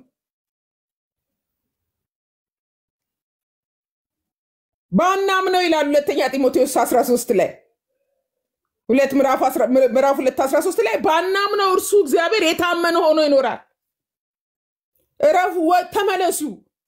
ማርያም ድጋፍ አትሆንም፣ ገብርኤል ድጋፍ አይሆንም። እነሱ ሳይኖሩ የነበረው እግዚአብሔር ነው ድጋፋችን። እግዚአብሔር አለቴ አምባ መድኃኒቴ ያለውን ዳዊትን አምባዬ ነህ ምን ያላለው ነገር አለ? ፍጥረት ሳይኖር ፈጣሪ ነበረ። ይሄ ነው አለኝታ ሊሆን የሚችለው ድጋፍ ሊሆን የሚችለው። እግዚአብሔር ፍጥረት ሳይፈጠር በፊትም በኋላም አምላክ ነው። አይገርማችሁም? እግዚአብሔር ተከታይ ቢኖረውም ባይኖረውም ብቸኛ አምላክ ነው። አንቺና እኔ ባናምነው በአምላክነቱ እሱ አምላክ እንደሆነ የሚኖር አምላክ ነው። ግን እግዚአብሔር አምላክ ነው። ለኛም የበራልን በክርስቶስ ብቻ ነው። ስለ ክርስቶስ ልክ ነው። ከአብርሃም ጀምራችሁ እስከ ዮሐንስ ራእይ ብታነቡ ብዙ የተናገሩ አባቶች አሉ። ብርሃን 2:1 ላይ እንደሚናገረው ብዙ ምስክሮች አሉ። በህልም አይተውታል፣ በራእይ አይተውታል፣ በኃይሉ ችሎታ አይተውታል፣ መላእክቱን አይተውታል። ግን አሁን እኮ እኛ እግዚአብሔር ብቻ ነው ስንል ፍጥረት ሳይፈጠር በፊት ብቻውን ያለ ደጋፊ የሚኖረውን እግዚአብሔር ነው። አንዳንዶች እግዚአብሔር የለም ቢሉም እንኳን በየዘመናቱ እግዚአብሔር መኖሩን አይተዋል። እነሱ ሄደዋል፣ ጠፍተዋል። ስለዚህ የእግዚአብሔር ህልውና አምላክነት ራሱን ችሎ በሰዎች አስተሳሰብ ጥሩነት ቅድስና ላይ ሳይመሰረት የነበረ ነው። ዝም ብለን አይደለም እንደው አታክ የምናረጋቸው ይመስለኛል እንደዛ የሚያስቡን። ለዚህ ነው ገብተው ቡሽቲ ቅብርጥሲ ይሄን ክቡር እግዚአብሔርን ብቻ አምልኩ ስንል ይሄ እግዚአብሔር ብቻ ነው። ለምን ገና ለመጀመሪያ እግዚአብሔር ራሱን ለሙሴ ሲገልጥ እግዚአብሔር እስራኤልን ሲመርጥ እስራኤሎች ስማ አምላካችን አንድ ብቸኛ ያለ ደጋፊ እሱ ፍጥረት ሳይኖር የነበረ ያለ የሚኖር እግዚአብሔር ለሰው ልጆች ግን ራሱን በቃ ዝቅ አድርጎ የባሪያን መልክ ይዞ ፈለገን መጣ እና እንደ አንዳንድ አላግባብ ሆነ ፍቅር የፍጥራን ፍቅር ከእግዚአብሔር ፍቅር መብለጥ የለበትም ነው። መቅኔ ውስጥ ቅድም ስለ ማርያም የማርያም መንገድ ስጠኝ ገና ከልጅነታችን ማርያም የሳመች የዛናሃል እግዚአብሔር ተብሎ ቢሆን ኖሮ እውነትም ኢትዮጵያ የክርስቲያን ደሴት ትሆን ነበር። እውነትም ኢትዮጵያ በክርስትና ቀደምት በሆነች ነበር። አሁን ማርያም ማርያም የሚለውን መቅኔ ውስጥ የገባውን ፍቅር በክርስቶስ ፍቅር ብለው እኮ በማርያም ፍቅር ጦዘው አንድ ሰሞን ታክሲ ላይ ገርመኝ ነበር። ከማርያም ፍቅር ማን ይለየናል የሚል አያችሁ። ፍቅር የሆነው ኢየሱስ በውስጣችን እስካልነገሰ ድረስ ብዙ ነገሮችን ይቅርታ አድርጉልን። እኛ መጽሐፍ ቅዱስ ላይ ያለችው ማርያም መጽሐፍ ቅዱስ የሚያውቀው ገብርኤል አይደለም። በኢትዮጵያ ውስጥ እየተፈቀረ ያለው ባይዘዌ መላእክቱ ይሄን ያህል ክብር እየተሰጣቸው ዞር ብለው ቢያዩ ከሰማይ ሰማያት ይሄንን መስዋዕትና መወደድን ቢሰሙ እንደ ሉሲፈር እንደሚጣሉ ያውቃሉ። እንዳታደርገው ብለው ስለሚያውቁ ማለት ነው። ዮሐንስ ራእይ ላይ እንዳታደርገው እንዳሰገድ አንነካም ያሉ ናቸው እኮ መላእክቱ። ግን እኛ በቃ ለነሱ ገብርኤል ጠባቂ፣ ገብርኤል ተከተለኝ ስለምንወዳችሁ ይሄን እውነት የምንናገረው። እግዚአብሔርን ሳይረዱ እግዚአብሔርን በትክክል መከተል አይቻልም። ለዚህ ነው ጌታ ኢየሱስ ሐዋርያቱን እንኳን አገልግሎት ከመውጣታቸው በፊት ሰዎች የሰው ልጅ ማን እንደሆነ ይሉታል። ለምን? አውቀውት መከተልና ማገልገል ስላለባቸው። እናንተስ ዝብርቅርቅ ያለውን ብዥታ እንደው ዛሬ እቺ አጀንዳ እንኳን ሆና ማርያም ማንን ደግፋና አቁማ ታውቃለች? እንግዲህ ያቺ ህፃን አለቀሰች ከማርያም ፍቅር የተነሳ። ስለ እግዚአብሔር ዘምሪ ሲባል ድንግዝግዝታ ክርስቲያን ሆኖ መጽሐፍ ቅዱስ በእጅ ይዞ ወገኖቼ ያመንበትና የምናመልከውን አምላክ ማወቅ ክርስትና እሱ ነው። ዳንኤል 11:32 ላይ ከታች ብትጽፉ ደስ ይለኛል። አምላካቸውን የሚያውቁ ህዝብ ይበረታሉ ያደርጋሉ ይላል። አምላክህን እግዚአብሔርን እወቅ፣ እሱም ብቻ አምልክ፣ ለእርሱ ብቻ ስገድ የሚል ትምህርት እኮ ኢየሱስ እንኳን ሳይቀር ተናግሯል። ስብከት እንዳላረገው እሺ ልስጣችሁ። እንደው ዓላማችንን እንዲረዱልን ነው። በተለይ አንድ ሐሳብ ተናግሬ ልጨርስ። አሁን የምናወራው ከፍጡራን ጋር የማይወዳደር ከመላእክት ጋር የማይወዳደር ከአማልክቶች ጋር የማይወዳደር እግዚአብሔር ከአማልክት መካከል አንዱ ነው እያልን አይደለም። ብቸኛ ነው።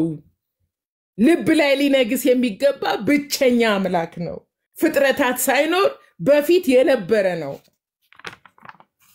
ማን ነው ልብ ላይ የነገሰው? ማነች እሷ? ለምን ድጋፍ ታደርጋታለህ? ከየት ተማርከው? ክርስቲያን ነኝ ካልክ የክርስትና ምንጭ የሆነው መጽሐፍ ቅዱስ ስትፈትሽ ይሄን አታገኝ። እኛ ከናንተ የምንለየው እርግጠኛ ነኝ በጣም መጽሐፍ ቅዱስንም ስለምናነብ ነው። እና እግዚአብሔር ፍጥረት ሳይፈጠር በፊት በኋላም አምላክ ነው። እንዴት ፍጡራንን ትደግፋላችሁ? እንዴት?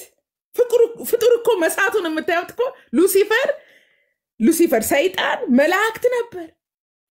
በእግዚአብሔር ክብር ዙሪያ የሚዘምር የሚቀኝ ነበር እኮ። ፍጡር ሊሳሳት ይችላል።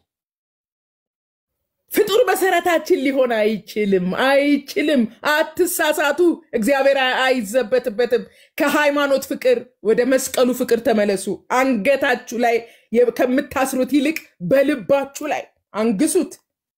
ብዙ ንጉሶች፣ ብዙ ንግስቲቶች፣ ብዙ ገና ደግሞ አሁን ይሄ ቲክቶክ መቼም እግዚአብሔር ይመስገን ማአት ከቁጥር ያለፉ አያችሁ። በአንዱ እግዚአብሔር ላይ ያልተመሰረተ እምነት ያንንም ሲያገኝ ዋስትና የለውማ፣ ድጋፍ የለውማ፣ እምነት የለውማ። እና አንዳንዴ ኢየሱስ ቆም ብሎ እስቲ ሰው ማን ትሉታላችሁ? ስለኔ ምን ትላላችሁ? እግዚአብሔር በስጋ ተገኝቶ በመሬት ላይ እምነትሽን ፈትሽ ለማለት ነው። ማርያም በፍጹም ፍጡራን በፍጹም በቃ ዓለማትን እግዚአብሔር በልጁ ነው ደግፎ የሚለው ዕብራውያን 1:1 ላይ እግዚአብሔር ከጥንት ጀምሮ በተለያየ ጊዜ በልዩ ልዩ መንገድ በነቢያት በኩል ለአባቶቻችን ተናግሮ ይልና መጽሐፍ ቅዱስን በዚህ መጨረሻ ዘመን ግን ሁሉን ወራሽ ባደረገው ዓለማትን በፈጠረበት በልጁ ተናገረ። የመጨረሻ ፍቅሩ ልጁ ስለሆነ እና እንደው ስብከት እንዳላረገው ተባረኩ። ትንሽ ላውራ ብዬ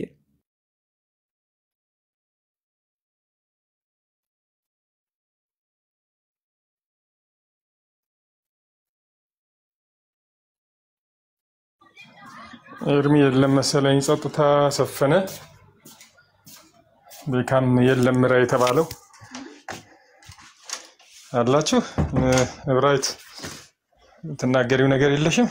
ዳጊም ቢኒ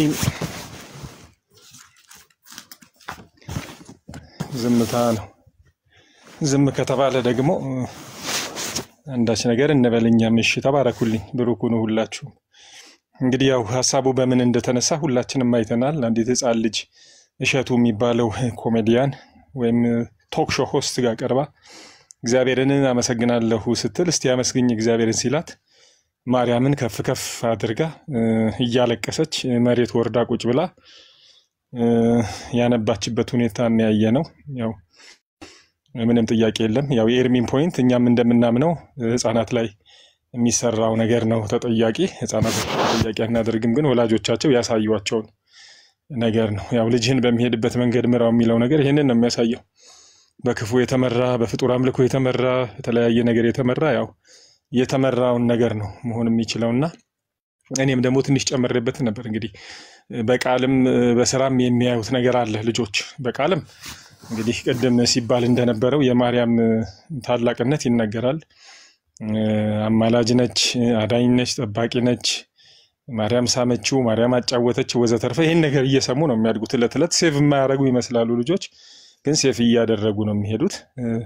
በተግባርና በስራ ደግሞ ያው ቤተክርስቲያን ጥንጥዬ ልጅ ሆነው እጃቸው ተይዞ የሁለት የሶስት ዓመት ልጅ ሆነው ተይዘው ሰዎች የማርያም ስዕል ነው በሚባለው ልጇን አቅፋ ምስል ፍቅር ወልዳ በሚባለው ስዕል ፊት ሲንበረከኩ ሲሰግዱ ሲለምኑ ሲለማመኑ ይመለከታሉ። ያንንም ሴቭ ያደርጉታል። ስለዚህ እቺ ልጅ የያዘች ማርያም የምትባል እንግዲህ ከሁሉ በላይ ነች ማለት ነው ተብሎ ነው። ዝክርም ድግስም ይመለከታሉ። በቤትም እቺ ስዕል አለች። ስለዚህ እንግዲህ ቅድም እንዳልነው ይሄ ስነ ልቦና ሰዎች ህፃናት ይሄ ቻይልድሁድ ኤክስፒሪየንስ የሚሉት ነገር ወይም በልጅነት ህፃን ላይ የሚታተመው ነገር ሰብኮንሽስ ውስጥ ይቀመጥና በኋላ መተዳደሪያ ነው የሚሆነው፣ መመሪያ ነው የሚሆነው የሚባል አይነት ነገር አለ። በዛ መሰረት እንግዲህ የታቀፈ ልጅ ያየ ሰው ሲያድግ በምንም ሂሳብ ያ የታቀፈ ህፃን ዓለምን ያድናል፣ እኔን ያድናል፣ ይጠብቃል ብሎ ሊያስብ አይችልም። ይሄ ከአይምሮ የሆነ ማሰብ ሳይሆን ዲፕ ኢንሳይድ ውስጡ ገብቷል፣ ሰብኮንሽስ ውስጥ ገብቷል። ሰብኮንሽስ የሚባላል ሰብኮንሽስ ክፍል አለ። ከዛ ውስጥ እየወጣ እሱን ትንሽ እሷን ሀያል ይሄ በሁለት ሰይፍ እንደተሳለ ነው። በተለያ በስራ የተመለከቱት ህፃን ልጅ አቅፋ ያለችው ሴት ጉዳይ ልጁን ማሳነስ እናትየው ማተለቅ ነው እና ቀደም አንድ የተነጋገርነው ነገር ነበር። ክርስቶስ ኢየሱስን በስዕል እኛ ወንጌል አማኞች እናንተም ስዕል አላችሁ አይደል እንዴ የሚሉ ሰዎች አሉ። እናንተም ስዕል ፐርፐዙ እኛ በስዕል ምን እናደርግበታለን፣ እነሱ በስዕል ምን ያደርጉበታል ነው ጉዳዩ። እኛ ለማስተማሪያ በተለይ ለህፃናት ለማንበብና መጻፍ ለማይችሉ አይምሯቸው ዝግመት ያለበት ወይም ደግሞ በእድሜ ለገፉ ሰዎች ከአንድ ሺህ ቃላት ይልቅ አንድ ስዕል እንደሚባል በስዕል አንዳንድ ክስተቶችን ኢቨንቶችን እናሳያለን። አት ዘ ኤንድ ኦፍ ዘ ዴይ ግን ያን ስዕል ሰዎች ከዛ ስዕል ጋር የስዕሉን ባለቤት ሊንክ እንዳያደርጉ ቀደን በመጣልም ልናሳያቸው እንችላለን። ከወረቀቱ በላይ ቫሊዩ እንደሌለውም እናሳያለን። ይህን በድፍረት እናገራለሁ። የኢየሱስ ስዕል ነው በደጅ ቆሜ አንኳኳለሁ የሚል ስዕል ነው ብለን ያንን ስዕል እያልን እየተሳለም ነው እንትን ማድረግ የለብንም። ተምሳሌቱ ነው ብለን ነው ማስተማር ያለብን ለህፃናትና ማንበብና መጻፍ ለማይችሉ። ይሄ ተምሳሌቱ ነው ስንል ከአንድ ሺህ ቃላት ይልቅ በዛ ስዕል አንድ ሁኔታን አንድ ኢቨንትን ሪፕሬዘንት አደረግን ነው። ስለዚህ ከዚህ ተነስተን ያንን ስዕል ስንመለከት ወይ ቢኒ የገባ ልጅ አለ ባለማህተቡ የሚባል እሱም በዛው የሚሻወረው። ኦኬ አዲስ ሰው ገብቷል። ታንክ ባለማህተቡ ሰላም ላንተ ይሁን። ከየት ቤተ እምነት እንዴት ናችሁ? እግዚአብሔር ይመስገን። ይሰማል ይሰማል ባለማህተቡ። እሺ እየሰማችሁ ነበር። በርግጥ ቅርብ ጊዜ ነው የገባሁት። አይዲያውን ሰምቼዋለሁ ማለት የተነሳህበትን ርዕስ ውይይቱን ሰምቼዋለሁ አሁን ተካልከው እና አንዳንድ ሀሳቦችንም ሰምቻለሁና ምናልባት እኔም የራሴ ጥያቄ አለኝና እንደው መጠየቅ የሚቻል ከሆነ ሪፍሌክሽንም ማድረግ ትችላለህ። በዛ ስዕል ላይ ካየኸውና ከተገነዘብክ ምንድን ነው ምን እየተሰራ ነው ምን ለማለት ነው እውነት እግዚአብሔርን አመልካለሁ ተብሎ እውነት ለመናገር ስዕሉን አላየሁትም፣ ግን በአጠቃላይ እንዳልኳችሁ ዘግይቼ ነው የገባሁት። ግን ስዕል አድኖን በተመለከተ ከሆነ ይመስለኛል አይደለ? አሁን ፖይንቱ ስዕል አድኖን እኔ ነኝ አሁን ያወራሁት አያይዤ። ግን ያቺ ህፃን ልጅ እሸቱ ጋር ቀርባ እግዚአብሔርን ማመስገን በዝማሬ ፈልጋለሁ ላይ ዘምሪ ስትባል ማርያምን እንግዲህ በጣም ከፍ ከፍ እያደረገች አንቺ ጠባቂያችን አንቺ አዳኛችን እያለች እያለቀሰች እንትን ያለችበት ሁኔታ ነው ያለውና ብታየው ሪፍሌክት ታደርግ ነበር። ምናልባት ኤርሚ መሀል ላይ ሊያሳየን ስለሚችል ተመለከተዋለህ። በቃ እንደዛ ከሆነ ካየሁት በኋላ ባወራ ይሻለኛል። ካየሁት በኋላ አወራለሁ። ነገር ግን እንደ ጥቆማ ያክል ማለት ነው እንደ ኦርቶዶክስነቴ የሚሰማኝ ነገር መጀመሪያ ኦርቶዶክሳዊ ነህ? አዎ ኦርቶዶክሳዊ ነኝ። ኦኬ ጉድ። እሺ ስለዚህ እንደ ኦርቶዶክሳዊነቴ አንዳንድ በራሴ መጥራት ያለባቸው ነገሮች አሉ ብዬ የማስበውን ሼር ላድርጋችሁ እንደ ራሴ ማለት ነውና በመጀመሪያ ደረጃ ኢየሱስ ክርስቶስ ሊሸፈን የሚችል አምላክ አይደለም።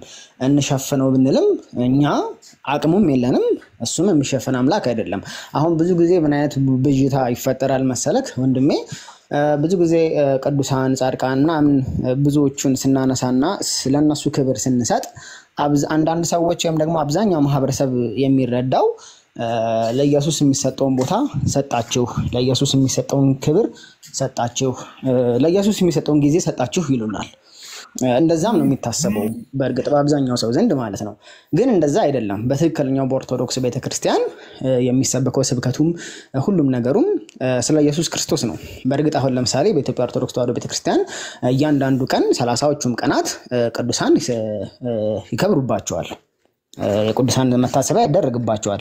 ያ ማለት ኢየሱስ ክርስቶስን መሸፈን አይደለም። አንደኛ ለእርሱ የምንሰጠው ነገር ስለሌለን ነው። ምክንያቱም እሱ ሁሉም ነገር ሰጥቶናልና ለእርሱ ምንም ብንሰጠው ምንም ልንሰጠው ስለማንችል ከምስጋና በስተቀር ልንሰጠው ስለማንችል እሱ ያከበራቸውን አከበርንበት እንጂ ቀኑን እሱን ለመሸፈን ታሳቢ ተደርጎ አይደለም። እንደኛ አስተምሮ ነው የምነግርህ። እሺ እዚህ ፖይንት ላይ እናውራ። ሊሸፈን አይችልም በማስረጃ አውሩ ጆዬ። በማስረጃ ማለት አሁን ያለውን ኤክስፕላኔሽን ቤተክርስቲያኒቱ በእውነት እንደዛ ነው ወይ የምትለው የሚለውን እዛው ማውራት። አዎ ቤተክርስቲያኒቱ ከቢኒያም ጋር እኔ የኦርቶዶክስ አማኝ ነኝ። በእርግጥ ተምሬ እንደዚህ ድቁና ተቀብዬ ወይ ቤተ ክርስቲያን አገልግዬ እንደዚህ አይነት ክርስቲያን አይደለሁም። እውነቱን ስነግራችሁ እንደማንኛውም ጀስት የዩኒቨርሲቲ ተማሪ ነኝ፣ ገና ልጅ ነኝ። ብዙ የቤተ ክርስቲያን እውቀት አልተኮተኮትኩም። ግን እሑድም ሰንበትም ቤተ ክርስቲያን ሄዳለሁ፣ እንደ አቅሜም ሪሰርች አደርጋለሁ። ምናልባት ከእናንተ ጋር እኔ የምጠይቅህ ምንድን ነው አሁን አንድ ነገር ክሌም ሲደረግ እንደ ዩኒቨርሲቲ ተማሪ ነው ትሪት የማደርግህ። ምክንያቱም ተማሪ ነኝ እዛ ስላልክ። አንድ ነገር ክሌም ስታደርግ ክሌም ለምታደርገው ነገር ሪሰርችም አደርጋለሁ ስላልክ ኤቪደንስ ነው የምታቀርበው። አሁን ለምሳሌ ቤተክርስቲያኒቱ እኛ ለኢየሱስ ምንም ምንሰጠው ስለሌለ ነው በቅዱሳት የሞላ ነው ከ30ውንም ቀን ያለችበትን ማስረጃ አለ? ኦኬ አሁን ማስረጃውን ከፍቼ ላሳይ አልችልም፣ ምክንያቱም እጄ ላይ ወረቀቱ የለም። ስንክሳር የሚባለው የቤተክርስቲያናችን መጽሐፍት አለ እያንዳንዱ ቀን ለምን እንደተሰጠበት። ምክንያቱም ለምን አይደለም ይኸውልህ ስንክሳርን አሁን እኛ ጋርም አለ ስንክሳር። በጣም ጥሩ እንኳን ስንክሳር ላይ ደግሞ አሁን ስንክሳር ላይ ለኢየሱስ ምንም መስጠት ማንችል ነው ለያንዳንዱ ቅዱሳት ብለን ለሰየምናቸው አንዳንዶቹን አናቃቸው። ቅዱሳት ይሁኑ አይሁኑ we have no idea። ስማቸው በምንም በመጽሐፍ ቅዱስ የለ፣ ታሪክም አማያቃቸው ሁሉ አሉ። በታሪክ እንደዛ እንኳን በደፍረት አትናገር። ታሪክማ አትሊስት ይኸውልህ መጽሐፍ ቅዱስ የሚለውን እቀበልሃለሁ መጽሐፍ ቅዱስ ላይ፣ ምክንያቱም መጽሐፍ ቅዱስ ላይ የነበሩት ሐዋርያቶቹ ብቻ ስለሆነ።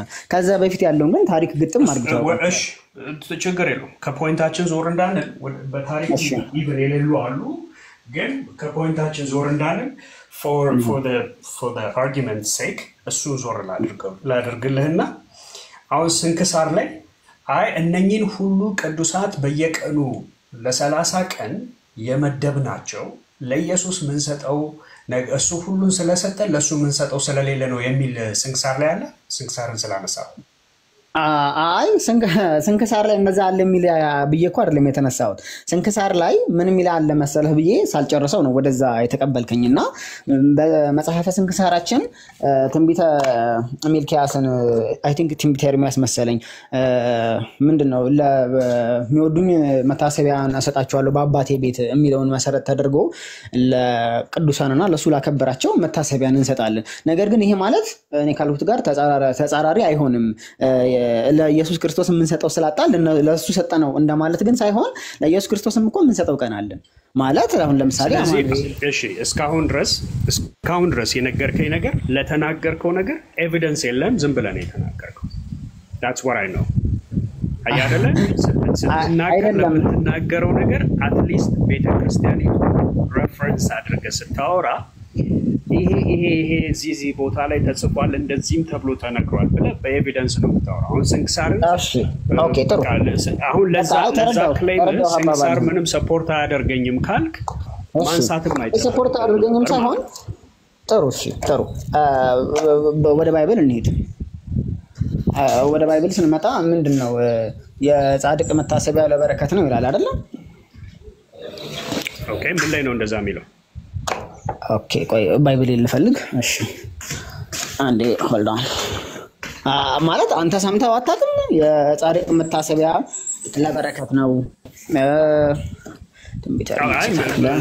ሰምቼው አውቃለሁ አላውቅም ሌላ ቋንቋ ስለሆነ አሁን አንተ ይሄንን ክሌም ስላደረክ ይዘው የቱ ጋር ነው መጽሐፍ ቅዱስ ላይ የጻድቅ መታሰቢያ ለበረከት ነው ተብሎ የተጻፈው? አንደኛ ሁለተኛ ምንድነው እያለ ያለው መጽሐፍ ውስጥ የሚለው?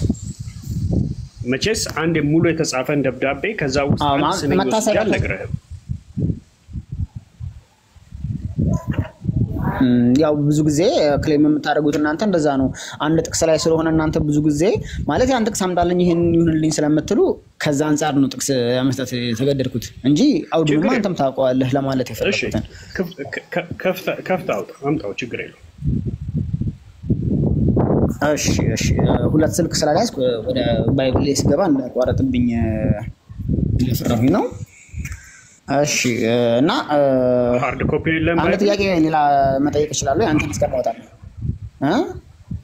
ነው ጥቅሱን አምጣው እስከዛ ሃርዱ የለ አለኝ ግን ችግር የለውም ጥቅሱን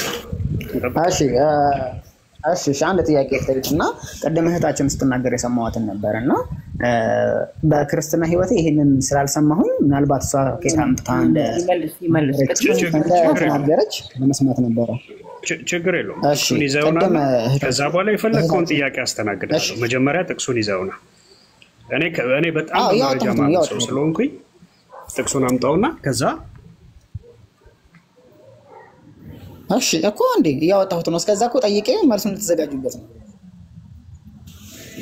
አይ ችግር የለውም ከኛ ኢሚዲየትሊ ለምትጠይቀው ጥያቄ መልስ ስላለን ችግር የለውም በሷ አትፍራ። እሺ እንደዛ ከሆነ መልስልኝ ችግር የለውም። ቀደም እህታችን ወጋየው ምን አለች? ማለት መጀመሪያ እያልኩ ሰምተኛል ባለማህተም እያልኩ ያለሁት መጀመሪያ ጥቅሱን ይዘውናና ኤቪደንሱ ላይ እሱን ከገደልነው በኋላ የፈለከውን ትጠይቃለህ ችግር የለውም። እኔ እኮ ፈቀድኩልህ ትጠይቃለህ እኮ አልኩ። ግን መጀመሪያ ፕሪኮንዲሽኑ ምንድነው ሲባል you have to provide the verse። አሁን እኔ ነገር ያለው ትሪት የማደርግህ ዩኒቨርሲቲ ተማሪ ነኝ ስላልክ እንደ ዩኒቨርሲቲ ተማሪ ነው። ስለዚህ ለምትናገረው ነገር ኤቪደንስ ደግሞ ጠይቀሃለሁ። የቀድሞ ጥቅስ ያው ብዙ ጊዜ መታሰቢያ ነው የሚለው በጋራ ፓስተር እስኪመጣ ነው ፓስተር ፖስት ላይ ነው ኖ ራሱ ያምጣው ራሱ ነው የጠቀሰው። ሌላ መታሰቢያ ደግሞ መክብብ 9:5 ደግሞ ሌላ መታሰቢያ ማለት እሺ 9:5 ግን በደንብ ይው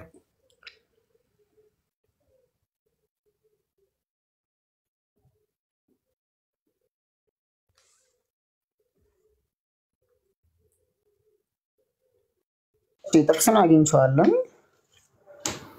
እሺ ምን ላይ ነው?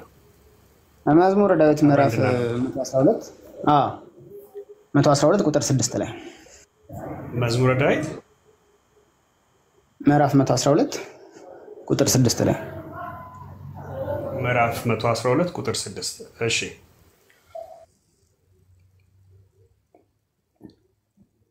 እሺ አንብብልን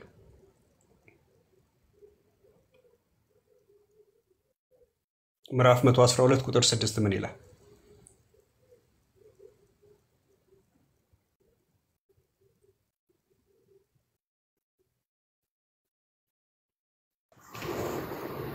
ሄሎ ምዕራፍ 112 ቁጥር 6 ምን ይላል? መዝሙረ ዳዊት የጻድቅ መታሰቢያ ለዘላለም ይኖራል ይላል አይልም? በቅንፍ ነው ወይስ ያለ ቅንፍ ነው? አይ ቅንፍ የለውም። ቅንፍ የለውም። አፕ ላይ ነው አይደል የምታነበው? አዎ አፕ ላይ ነው። በስልክ እኮ ነው ያነበብኩ ያለሁት። በስልክ የምታነበው ከሆነ መዝሙረ ዳዊት ምዕራፍ 12 112 ምዕራፍ 112 አይ ሚን ቁጥር 6 እንደዛ ነው የሚለው። የኔ እንደዛ ነው የሚለው። አፑ ላይ እንደዛ ነው የሚለው። ወገኖች እዚህ ውስጥ ቆይ የትኛውን አፕ እያነበብክ እንደሆነ እኔ ማወቅ ስለምፈልግ ነው። ምዕራፍ 112 ቁጥር 6 ላይ አፑ ላይ ስታነቡ እንደዛ ነው የሚለው። አዎ ይሄው ኮመንት ላይ ጽፎልሃል እኮ።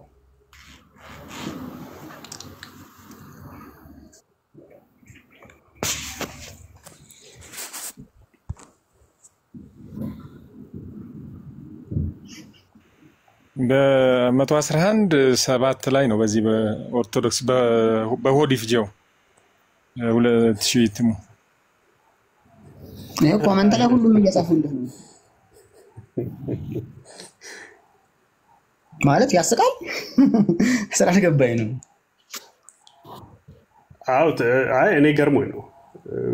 ኦኬ እሺ መጽሐፍ ቅዱሴን ከፍቼዋለሁ እና አፑ ላይ ነው እያየሁት ያለሁት ብለኛል አይደል?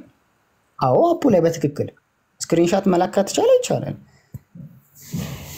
እሺ አፑ ላይ የሚለው እንደዛ ነው ወገኖች። እኔ እዚህ ጋር አፑን ክፈቱና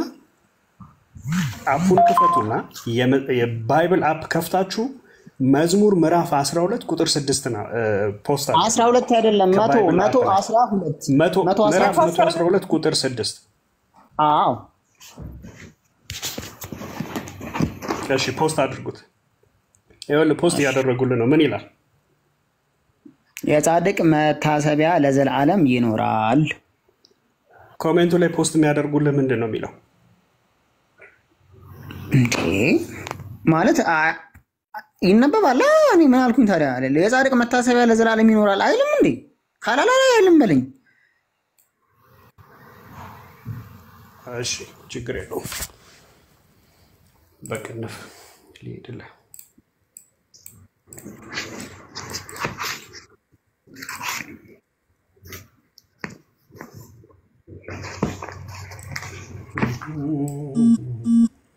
እሺ ይላል። ይኸው ለዘላለም አይናወጥም ይላል አይደለ? አዎ ለዘላለም አይናወጥም፣ የጻድቅ መታሰቢያው ለዘላለም ይኖራል ይላል። እሺ እስቲ ከላይ ጀምሮ አንብበው፣ እስከ ወረድ ብላ አንብበው። ከላይ ጀምሮ አንብበውና ምን እያለ ስለማን ነው የሚያወራው? ጻድቅ ማን ነው? እዚህ ጋር ለዘላለም መታሰቢያው አይጠፋም የሚለው ስለማን ነው? የጻድቅ መታሰቢያ ለዘላለም ይኖራል ነው የሚለው፣ አይጠፋም ሳይሆን ይኖራል። ምን እያለ ነው? ከላይ ጀምሮ አንብበው። እሺ ከወጣሁኝ ወደ አፑ ድምጽ ይሰማችኋል? ለማንበብ ከወጣሁኝ ከቲክቶክ ከወጣሁኝ ማለት እንደዚህ እኔ ስለከፈትኩልህ እኔ ላንብብልህ። እሺ ክፈትልኝ፣ ችግር የለውም ክፈትልኝ፣ እኔ አነብልሃለሁ። እሺ ሃሌሉያ ይላል አይደል? ከጅማሬው እግዚአብሔርን የሚፈራ ትእዛዙንም እጅግ የሚወድድ ሰው ምስጉን ነው ይላል። ኦኬ ዘሩ በምድር ላይ ኃያል ይሆናል፣ የቅኖች ትውልድ ትባረካለች። ክብርና ባለጠግነት በቤቱ ነው፣ ጽድቁም ለዘላለም ይኖራል ይላል። አዎ ጽድቁም ለምን ለዘላለም ይኖራል። ለቅኖች ብርሃን በጨለማ ወጣ፣ መሐሪና ይቅር ባይ ጻድቅም ነው። ቸር ሰው ይራራል ያበድራልም፣ በፍርድም ነገሩን ይፈጽማል፣ ለዘላለም አይናወጥም። ማ ቸር ሰው። እሺ የጻድቅ መታሰቢያ ለዘላለም ይኖራል። ከክፉ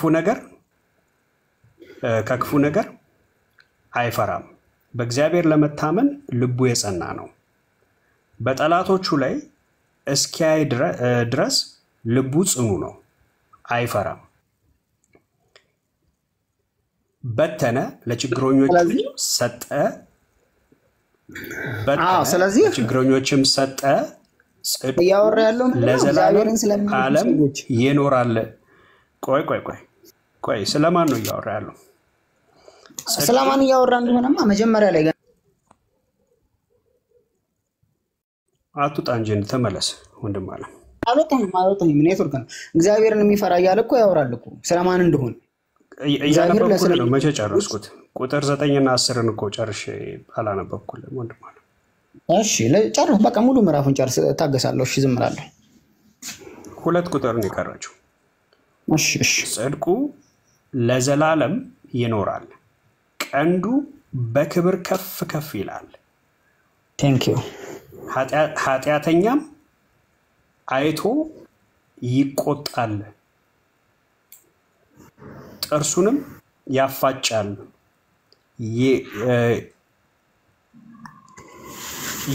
ይቀልጣልም። የኃጢአተኞችም ምኞት ትጠፋለች ይላል። ማን ነው ይሄ? እኔ እንጃ፣ አንተ መልስልኝ። በእኔ እንትንማ የኔን መልከታ ሰጠው እኮ። አንተ ስለማን ነው የሚያወራው? ይሄ ማርያም በኃጢአተኞች ላይ ትቆጣለች? ኧረ እኔ ማርያም ጋር አይደልኩም። እኔ ስለ ጻድቃን እያወራሁ ነው። የሚቆጡት እኮ አይደለች እንዴ ማርያም ጻድቅ አይደለችም እንዴ? አዎ ጻድቅ ነች። ታዲያ ስለ ጻድቃን እያወራሁ ነው የምትለኝ? ማርያም ትቆጣለች? አትቆጣም። ኃጢአተኞችን አይታ ትቆጣለች? ጥርሷን ታፋጫለች? ኦኬ። ስለዚህ አሁን በአንተ ቤት አሁን ይሄ መጽሐፍ ቅዱስ ክፍል የሆነ ጻድቅ የሆነ ሰው በኃጢአተኛ ላይ ይቆጣል እያልከኝ እያቀረብኩ ነው ማለት ነው ማስረጃውን? ይሄንን እንደዛ ነው አባባል? ምንም እያቀረብኩ አንተ ያቀረብከውን ማስረጃ ጥያቄ የጠየኩ ነው። ኖ እንደ የጠየኩት እኮ እኔ ሳቀርብልህ ማስረጃውን አልተቀበልክም። አይ ማስረጃው የሚለው እንደዛ ነው እያልክ እያቀረብኩ ነው። ማስረጃውን አነበብኩልህ። ቆይ ወንድም አለ ማስረጃ ይሄ ነው አልከኝ አይደለ? አዎ ማለት ከብዙ በጥቂቱ አንዱ ነው። በቃ አንዱ ይሄ ነው። መልካም። እኔ ደግሞ ስለዚህ